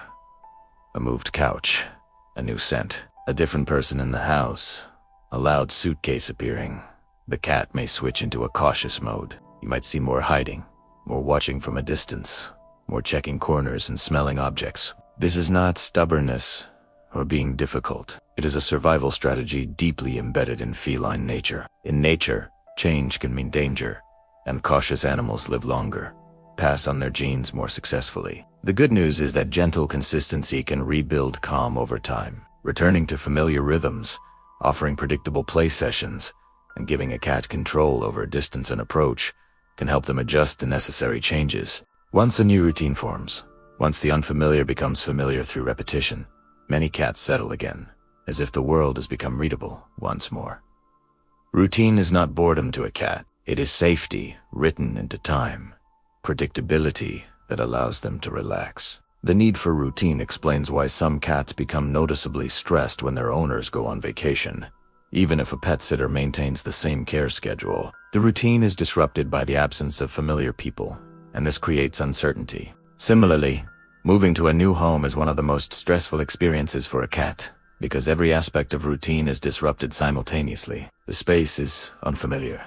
The scents are strange, and the layout requires creating entirely new mental maps. Cats in new homes often hide for days or weeks, slowly emerging as they build new routines and reclaim predictability. Even small changes can affect routine-oriented cats. Rearranging furniture, changing brands of litter, or altering feeding times by even an hour can trigger stress responses. This does not mean cats cannot adapt. They absolutely can. But adaptation takes time and works best when changes are introduced gradually. Understanding this preference for routine helps explain many common cat behavior problems. A cat who suddenly stops using the litter box might be responding to a change in litter type, box location, or cleaning schedule. A cat who becomes aggressive might be stressed by a new addition to the household or a change in owner work schedule. Smart cat owners learn to introduce necessary changes gradually when possible. Switching food brands over a week or two, moving furniture in small increments, or using synthetic pheromones during stressful transitions can all help cats adjust with less distress. Scent overtakes a cat's sense of smell guides food choices more powerfully than taste itself. To a cat, a meal begins before the first bite. It begins with a sniff, with the nose gathering information. Cats have a strong preference for foods that smell right because scent carries the richest information about freshness, safety, and what the food actually is. This is why a cat with a stuffy nose, with congested sinuses from illness, may suddenly seem picky about food. The flavor is not changed in any objective sense, but the smell pathway is blocked, and without smell, food loses most of its appeal. It is also why warmed food can become more tempting, more interesting, because warmth releases more aroma into the air, more volatile compounds that carry scent. You may notice a cat sniffing carefully, then stepping back to consider, then returning for another careful check, as if confirming the answer their nose is giving them. Cats also remember smells strongly, forming associations that last. A familiar scent can mean comfort and acceptance, while a new scent can mean caution, even if the food looks identical to you. This smell-first approach helps explain why cats can be selective in ways that confuse their human caregivers. They are not judging by sweetness or variety or visual appeal. They are following the nose, and the nose is telling them a story that is invisible to us. The importance of smell in food preference has practical implications for feeding cats. Cats who are ill and losing weight often benefit from highly aromatic foods that stimulate appetite despite not feeling well. Warming food to body temperature releases maximal aroma. Strong-smelling foods like fish or liver may be more appealing than blander options. Food texture matters too, but primarily through how it affects scent release. Wet food releases more aroma than dry food, making it often more appealing, especially to cats with reduced appetite. The moisture helps carry volatile compounds to the olfactory receptors. Cats can also become strongly bonded to familiar food scents. A cat who has eaten the same food for years may reject a new food not because it is inferior but because it smells unfamiliar and therefore potentially unsafe. This is why food transitions should be gradual, mixing increasing amounts of new food with decreasing amounts of old food over a week or more. Interestingly, cats can sometimes identify individual ingredients by smell. A cat who has had an unpleasant experience with a particular protein source might reject foods containing that ingredient, even when mixed with other ingredients. This demonstrates the sophistication of their scent discrimination. Paw pad sensitivity. Cats detect faint vibrations through sensitive receptors in their paw pads. Adding another sense, a cat can learn about a room without seeing it clearly, simply by standing still. Under the soft pads are touch sensors that pick up tiny tremors, the kind made by footsteps in another room, a door settling into its frame, or a small animal moving under floorboards. That is why some cats seem to appear before you even hear anyone arrive, or why they suddenly stare at a spot that looks completely empty to human eyes. Their feet are not just for walking. They are part of a quiet early warning system, gathering information through vibration. This sensitivity also helps during hunting when the goal is to feel movement as much as to hear it. Even in play, you can see this ability at work. A toy that skitters across the floor can be tracked through vibration with astonishing accuracy. When a cat presses a paw on something, it is not always to hold it down. Sometimes it is to listen with the skin, to feel what is happening. The paw pads contain numerous specialized nerve endings that respond to pressure, vibration, and texture. These receptors are similar to those found in human fingertips, giving cats a sophisticated sense of touch through their feet. This tactile sensitivity explains why many cats are particular about the surfaces they walk on. A cat who refuses to walk on aluminum foil or plastic sheeting is not being stubborn. Those surfaces feel strange and possibly unsafe to sensitive paws. Similarly, cats often test new surfaces carefully before committing their full weight. Temperature sensitivity in the paws helps cats avoid surfaces that are too hot or cold. A cat will quickly withdraw a paw from a surface that is uncomfortable, protecting themselves from burns or frostbite. This is why cats seek out warm spots in winter and cool surfaces in summer. The paw pads are also important for scent marking. Between the pads are scent glands that deposit pheromones when a cat scratches or kneads. This combines visual marking from claw marks with chemical marking from scent, creating a multisensory territorial message. The Jacobson's organ lets cats analyze scent, almost like tasting air, reading invisible stories. A cat's nose does more than smell dinner or detect danger. It can read social information that feels almost like a secret layer of reality invisible to humans. Inside the roof of the mouth is a special scent system, the vomeronasal organ or Jacobson's organ, that helps interpret chemical cues other animals leave behind.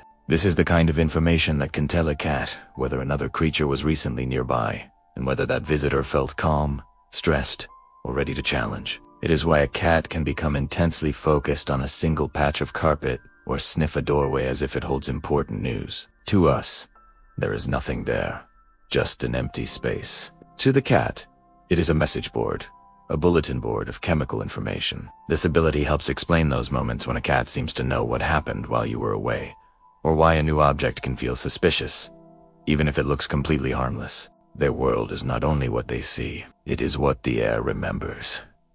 The vomeronasal organ is connected to a separate part of the brain from regular olfaction, suggesting it processes different types of information. While regular smell provides general environmental information, the vomeronasal system specializes in detecting pheromones and other biologically significant chemicals. This dual sense system gives cats remarkable abilities to decode their social environment. They can identify individual cats by scent signature, determine reproductive status, assess stress levels, and gather information about recent activities, all from chemical traces, invisible and meaningless to humans. The phlegm response, that characteristic curved lip expression, optimizes delivery of scent molecules to the vomeronasal organ. Air is drawn into the mouth, where it contacts the organ's opening, allowing detailed chemical analysis. The information gathered is then processed in the accessory olfactory bulb, a brain structure dedicated to vomeronasal input. Male cats tend to display the phlegm response more frequently than females, particularly when encountering scent marks from females in heat. However, all cats use this system throughout their lives for gathering social information. Interestingly, human infants have a vomeronasal organ that atrophies as they grow, becoming non-functional in adults. This is one of many examples of how human and cat sensory worlds differ dramatically, even when we share the same environment.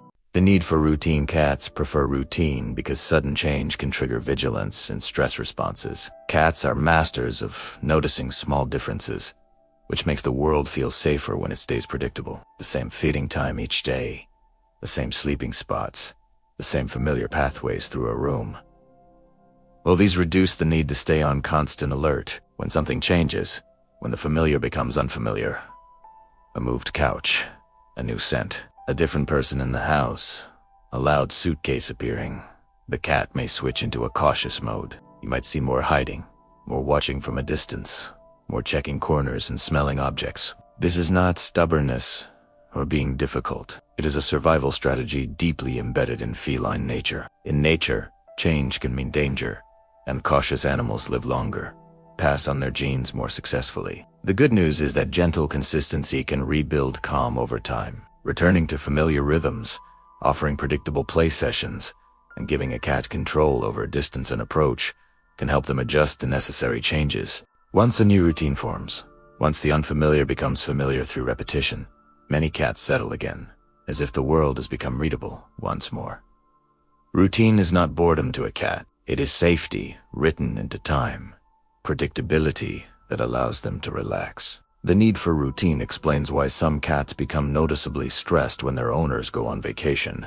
Even if a pet sitter maintains the same care schedule, the routine is disrupted by the absence of familiar people, and this creates uncertainty. Similarly, Moving to a new home is one of the most stressful experiences for a cat, because every aspect of routine is disrupted simultaneously. The space is unfamiliar, the scents are strange, and the layout requires creating entirely new mental maps. Cats in new homes often hide for days or weeks, slowly emerging as they build new routines and reclaim predictability. Even small changes can affect routine-oriented cats. Rearranging furniture, changing brands of litter, or altering feeding times by even an hour can trigger stress responses. This does not mean cats cannot adapt. They absolutely can. But adaptation takes time and works best when changes are introduced gradually. Understanding this preference for routine helps explain many common cat behavior problems. A cat who suddenly stops using the litter box might be responding to a change in litter type, box location, or cleaning schedule. A cat who becomes aggressive might be stressed by a new addition to the household or a change in owner work schedule. Smart cat owners learn to introduce necessary changes gradually when possible. Switching food brands over a week or two, moving furniture in small increments, or using synthetic pheromones during stressful transitions can all help cats adjust with less distress. Scent overtakes a cat's sense of smell guides food choices more powerfully than taste itself. To a cat, a meal begins before the first bite. It begins with a sniff, with the nose gathering information. Cats have a strong preference for foods that smell right because scent carries the richest information about freshness, safety, and what the food actually is. This is why a cat with a stuffy nose, with congested sinuses from illness,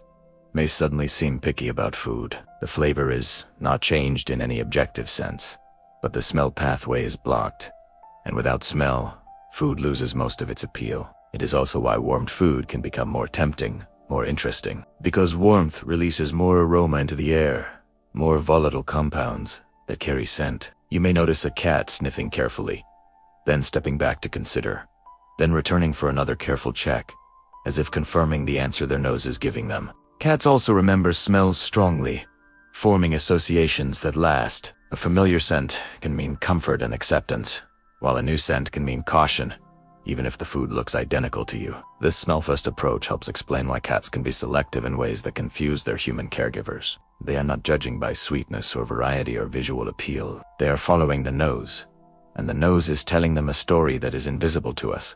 The importance of smell and food preference has practical implications for feeding cats. Cats who are ill and losing weight often benefit from highly aromatic foods that stimulate appetite despite not feeling well. Warming food to body temperature releases maximal aroma. Strong-smelling foods like fish or liver may be more appealing than blander options.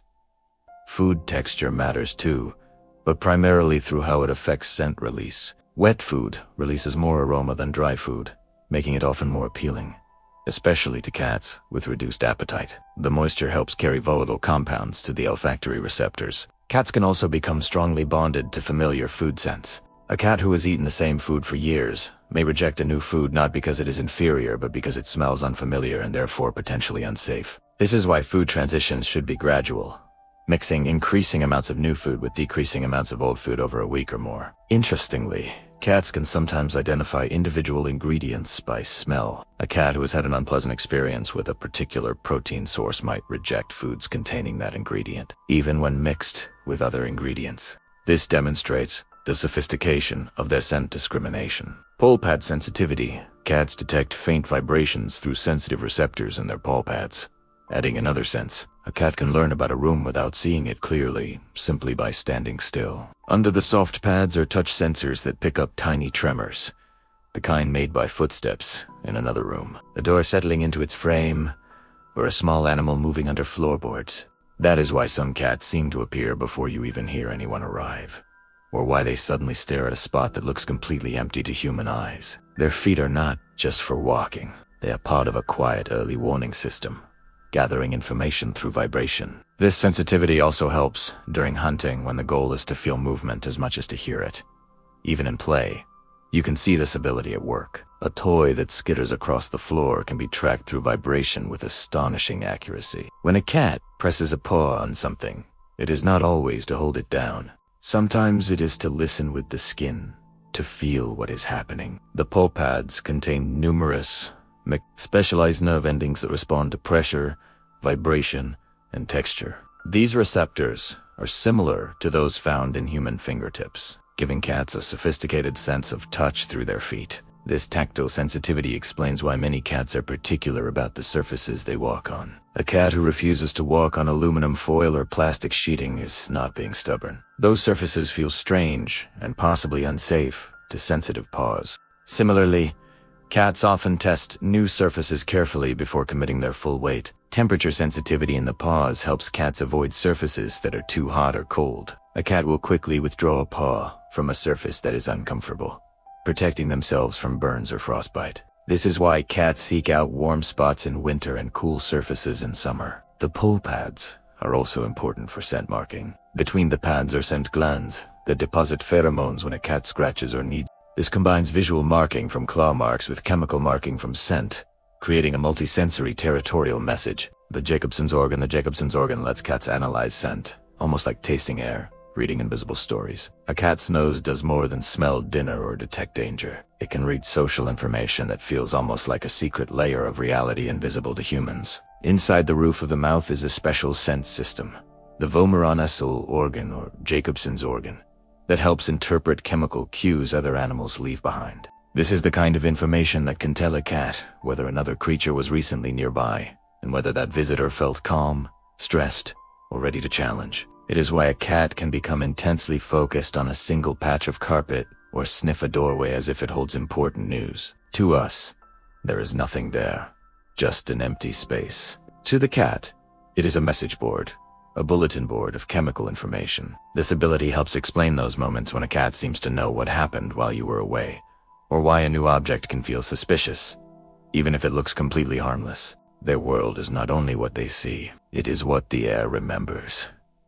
The vomeronasal organ is connected to a separate part of the brain from regular olfaction, suggesting it processes different types of information. While regular smell provides general environmental information, the vomeronasal system specializes in detecting pheromones and other biologically significant chemicals. This dual sense system gives cats remarkable abilities to decode their social environment.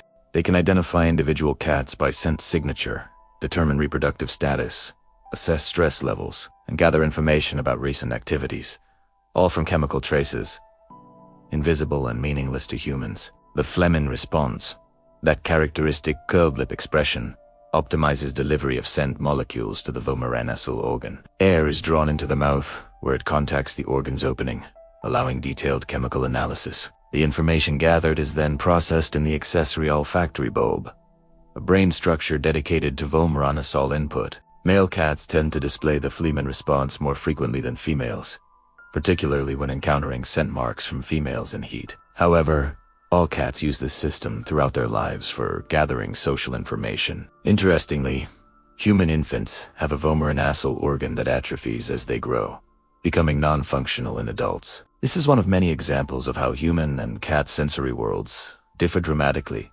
even when we share the same environment. Scent and touch cats gently headbutt to exchange scent, strengthening social bonds through contact. A cat's headbutt, called bunting, is not a push or shove. It is a ceremony, a ritual. The forehead and the area around the head carry scent glands that can be shared through gentle contact, through deliberate touching. When a cat bumps you with its head, it is often placing a familiar signature on you while also picking up yours, weaving you into its social world. This behavior appears between cats that trust each other deeply as well. You might see it in greeting rituals where one cat approaches and offers the forehead like a handshake, like a formal acknowledgement. With humans, it often arrives as a quiet surprise, a small, solid tap that says more than a meow ever could. It can also be a sign of confidence because the cat is moving close and choosing contact without fear, without hesitation. Pay attention to the style, the manner. A slow,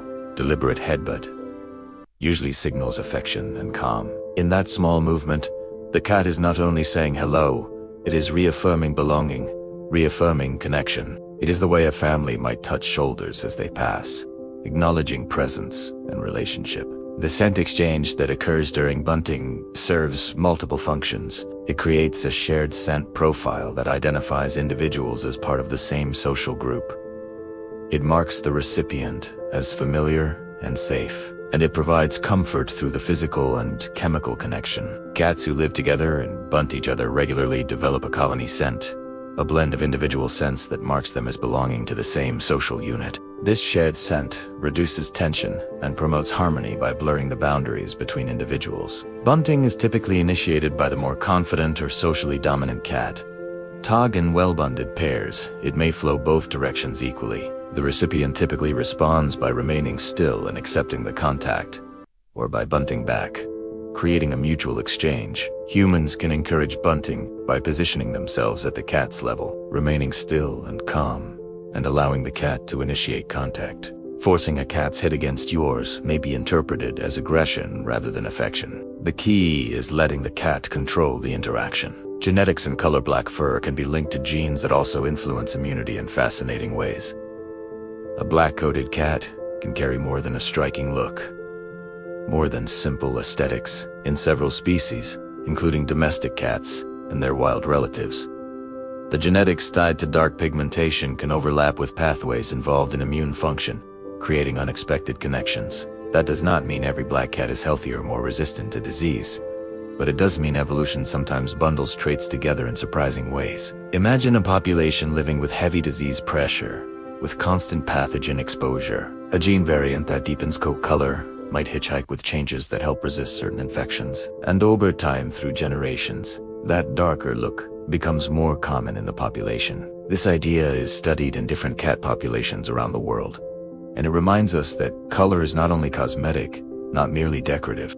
Fur can be a visible clue to invisible biology, two processes happening inside the body. The next time you see a sleek black cat moving through a doorway like a shadow, it is worth remembering that evolution often uses the surface to carry deeper stories, and sometimes the stories about survival, about adaptation, about the hidden advantages that allowed ancestors to thrive. The specific genes involved in black coat color, particularly the agouti gene and melanocortin receptor genes, have been found in some studies to correlate with immune system variations.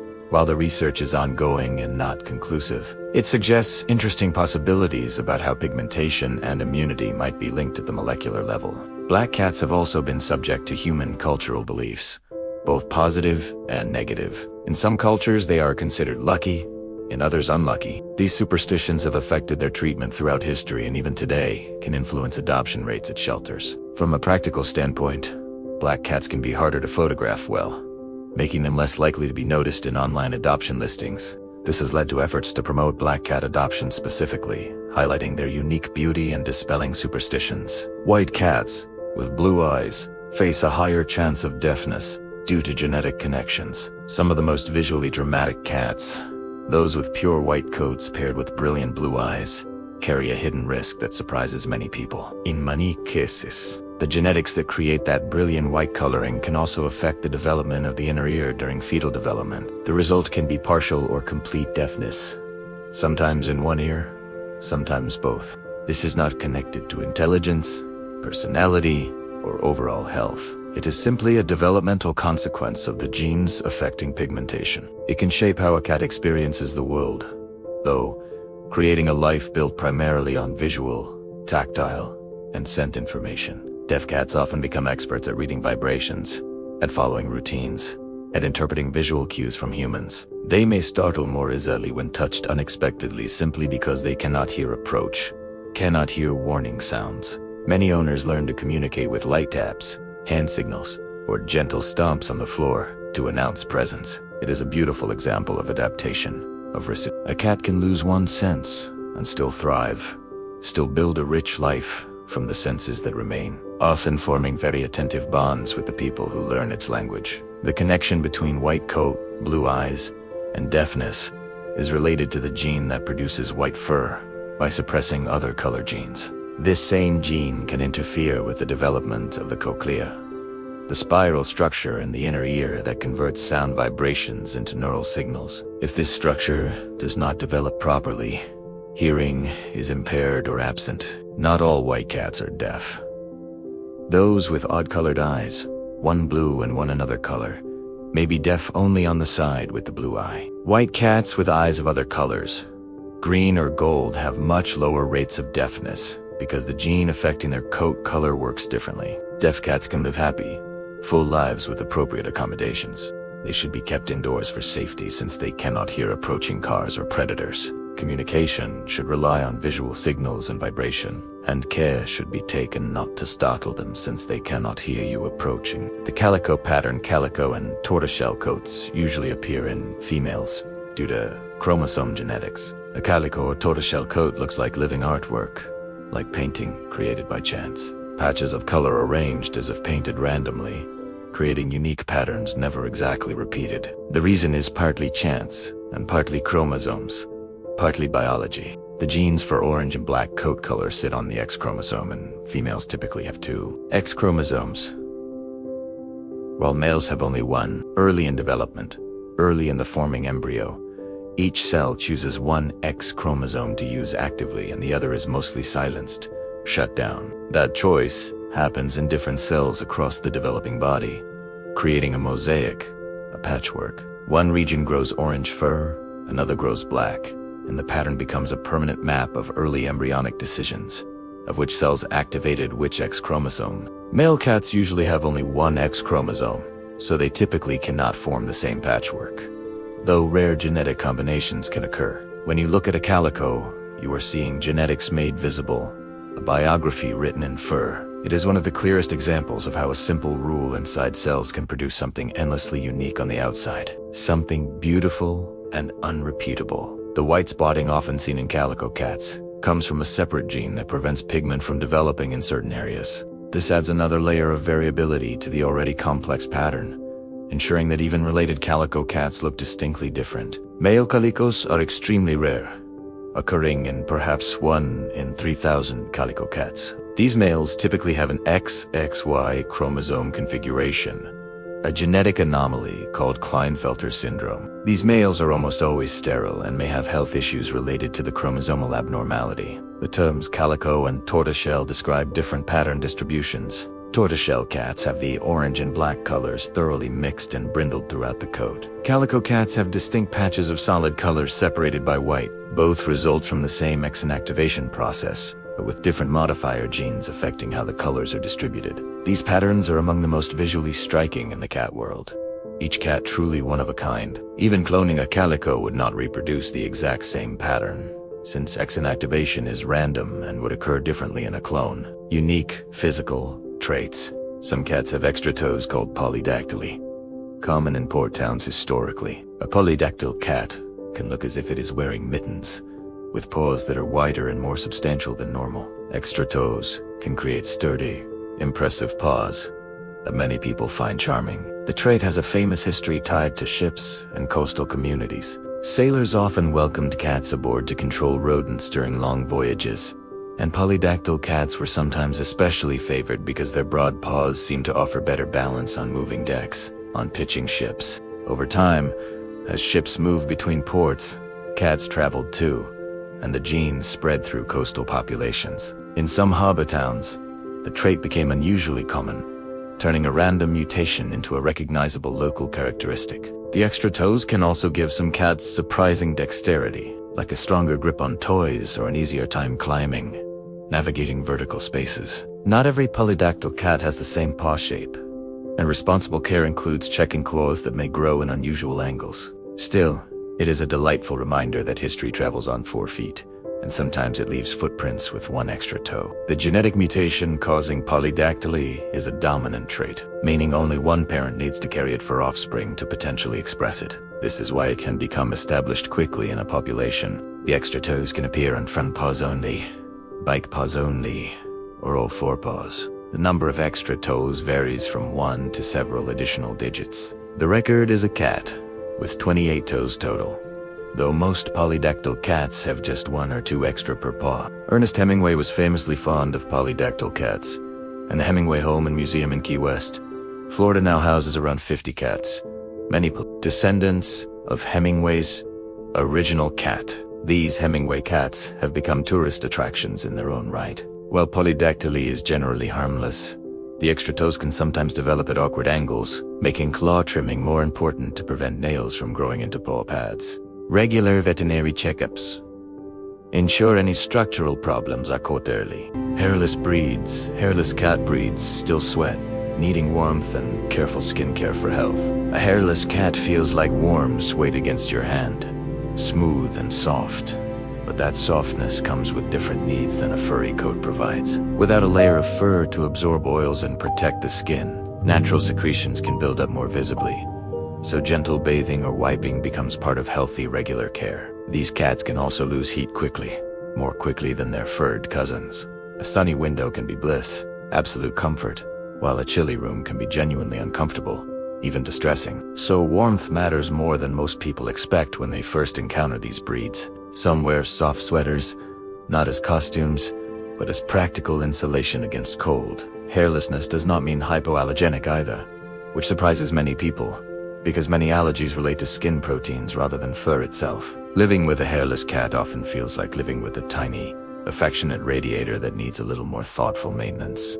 It shifts your attention to the body itself, to the skin, to temperature, to the comfort of touch. And in return, many of these cats become famously people-oriented, seeking laps and blankets as if they were made for companionship. The Sphinx is the most well-known hairless breed, though not completely hairless. They have a fine down covering the skin that feels like warm peach fuzz. Other hairless breeds include the Donskoy and Peterbald, each with slightly different genetic causes for hairlessness. The skin of hairless cats comes in various colors and patterns just like fur, with pigmentation visible directly on the skin. A cat that would have been a tabby, if fur shows tabby markings on its skin. This makes their coloring and patterns particularly striking. Hairless cats are generally more demanding of attention than average cats. They seek warmth from humans and other pets, enjoying physical contact. They often burrow under blankets and seek out the warmest spots in the house. Their personality tends toward outgoing and social, possibly because they benefit from proximity to warm bodies. Sun protection is important for hairless cats, as their exposed skin can burn. They should be kept indoors or provided with pet-safe sunscreen if going outside in supervised situations. Similarly, protection from cold is essential in winter months. The Siamese temperature map. The Siamese coat pattern comes from temperature-sensitive pigment enzymes. Siamese coloring looks almost like the cat was dipped selectively in ink. At the ears, face, paws, and tail, while the body stays lighter, cream or ivory. That pattern comes from a pigment-producing system that behaves differently depending on temperature, responding to heat. In warmer parts of the body, pigment production is reduced, inhibited. In cooler extremities, far from the body core, it increases. The result is a natural gradient shaped by the cat's own heat map, by the geography of temperature across its body. Kittens are often born much lighter because the womb is warm and evenly heated, uniformly tempered. As they grow and their extremities cool relative to the warm torso, the darker points develop gradually. Even the environment can influence tone, with cooler conditions sometimes deepening the contrast over time. It is a fascinating case where color is not fixed like paint. It is responsive, dynamic, a living display of how chemistry and temperature interact. When you see those dark points, those colored extremities, you are seeing physics made visible, a pattern created by warmth and the way a body holds it. The enzyme responsible for this temperature sensitivity is a form of tyrosinase that becomes less active in normal body temperature but more active at the cooler temperatures found in extremities. This same genetic mechanism appears in other pointed breeds beyond Siamese, including Ragdoll Burman, Himalayan, and Balinese. All share the characteristic darker points on the lighter body. Interestingly, if a pointed cat injures an area that is shaved for surgery or treatment, the fur that grows back may be darker because the shaved area is temporarily cooler. Over time, as fur grows and the area returns to normal temperature, the color often lightens again to match the surrounding coat. Some pointed cats darken overall as they age, particularly in cooler climates. An elderly Siamese may be considerably darker than it was as a young adult. This is normal and reflects both environmental temperature and metabolic changes with age. The gene 4-point coloration is recessive, meaning both parents must carry it for kittens to display the pattern when bred with other coat color genes. Interesting combinations can occur, creating pointed tabbies, pointed tortoise shells, and other variations. When cats changed history, cats were worshipped, legally protected, and deeply mourned in ancient Egypt centuries ago. In ancient Egypt, cats were not simply tolerated or casually kept. They were woven deeply into daily life, law, and belief systems. A cat protected, stored food by hunting pests, preventing famine, and that practical value grew into cultural reverence, into something approaching the sacred. Cats became associated with Bastet, a goddess linked to protection, home, and fertility, to the safety of households. In some periods, harming a cat could bring severe punishment under law, showing how strongly society defended them, how much they valued feline lives. Families sometimes mourned cats with rituals that signaled real grief, genuine loss, not casual indifference. Archaeological finds include cat burials and artwork that treats them with respect and tenderness, placing them close to humans in scenes of home life. This is one of the earliest large-scale examples of a community building rules and meaning around an animal companion, creating cultural institutions around cats. It also hints at something familiar today, something that resonates across millennia. When people live closely with cats, they often begin to see them as more than hunters, more than tools. They become symbols of safety, grace, and quiet power. The killing of a cat, even accidentally, could result in death penalty in some periods of Egyptian history. This extreme protection demonstrates the extraordinary status cats held. When a household cat died, family members would shave their eyebrows as a sign of mourning, a visible public display of grief. Cats were mummified and buried with honor, sometimes in elaborate cat cemeteries. Thousands of cat mummies have been discovered, showing the scale of this practice. Some were buried with mummified mice, presumably to provide food in the afterlife. The export of cats from Egypt was forbidden at certain times, though this law was difficult to enforce.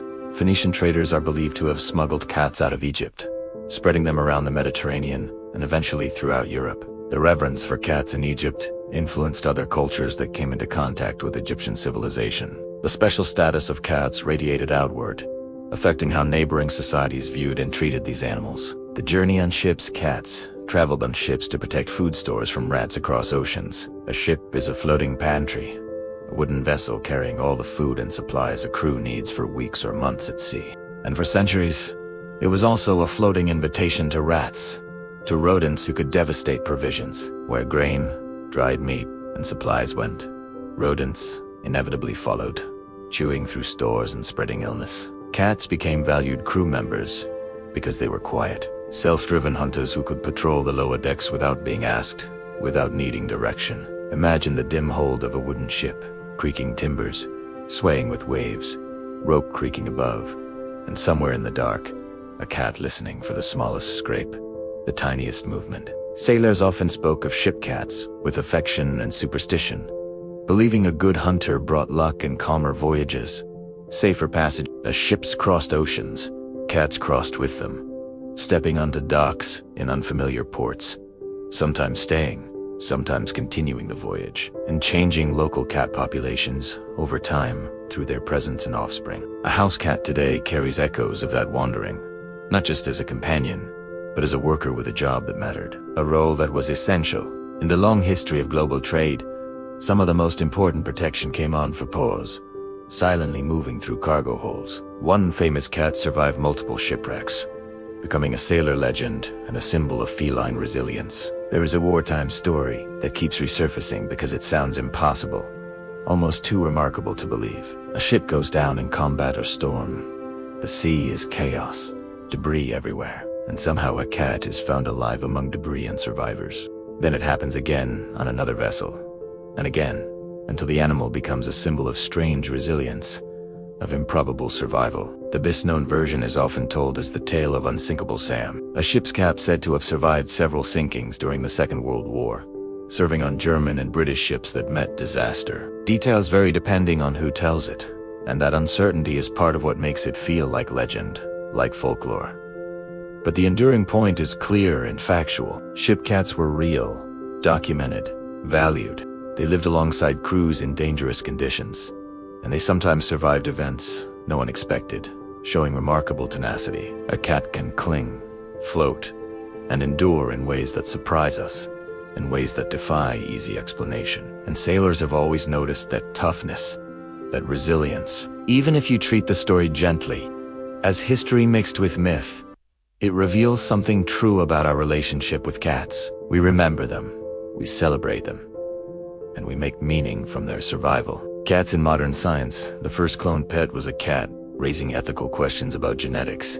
The first commercially cloned pet was a cat, a milestone that marked a turning point in how people thought about genetics, identity, and companionship. The cloning process produced an animal with the same DNA as the original, genetically identical, but not the same personality or experiences. Not the same individual. This distinction surprised many people, highlighted an important truth, showing how much behavior is shaped by environment. Be experienced by the countless small moments that shape a life, rather than genes alone. The event sparked debates about ethics, about identity, about the emotional motivations behind cloning animals. Could a genetic copy truly replace a lost companion? Truly bring back what was gone? Or would it always be someone new, someone different? The answer leaned toward the latter.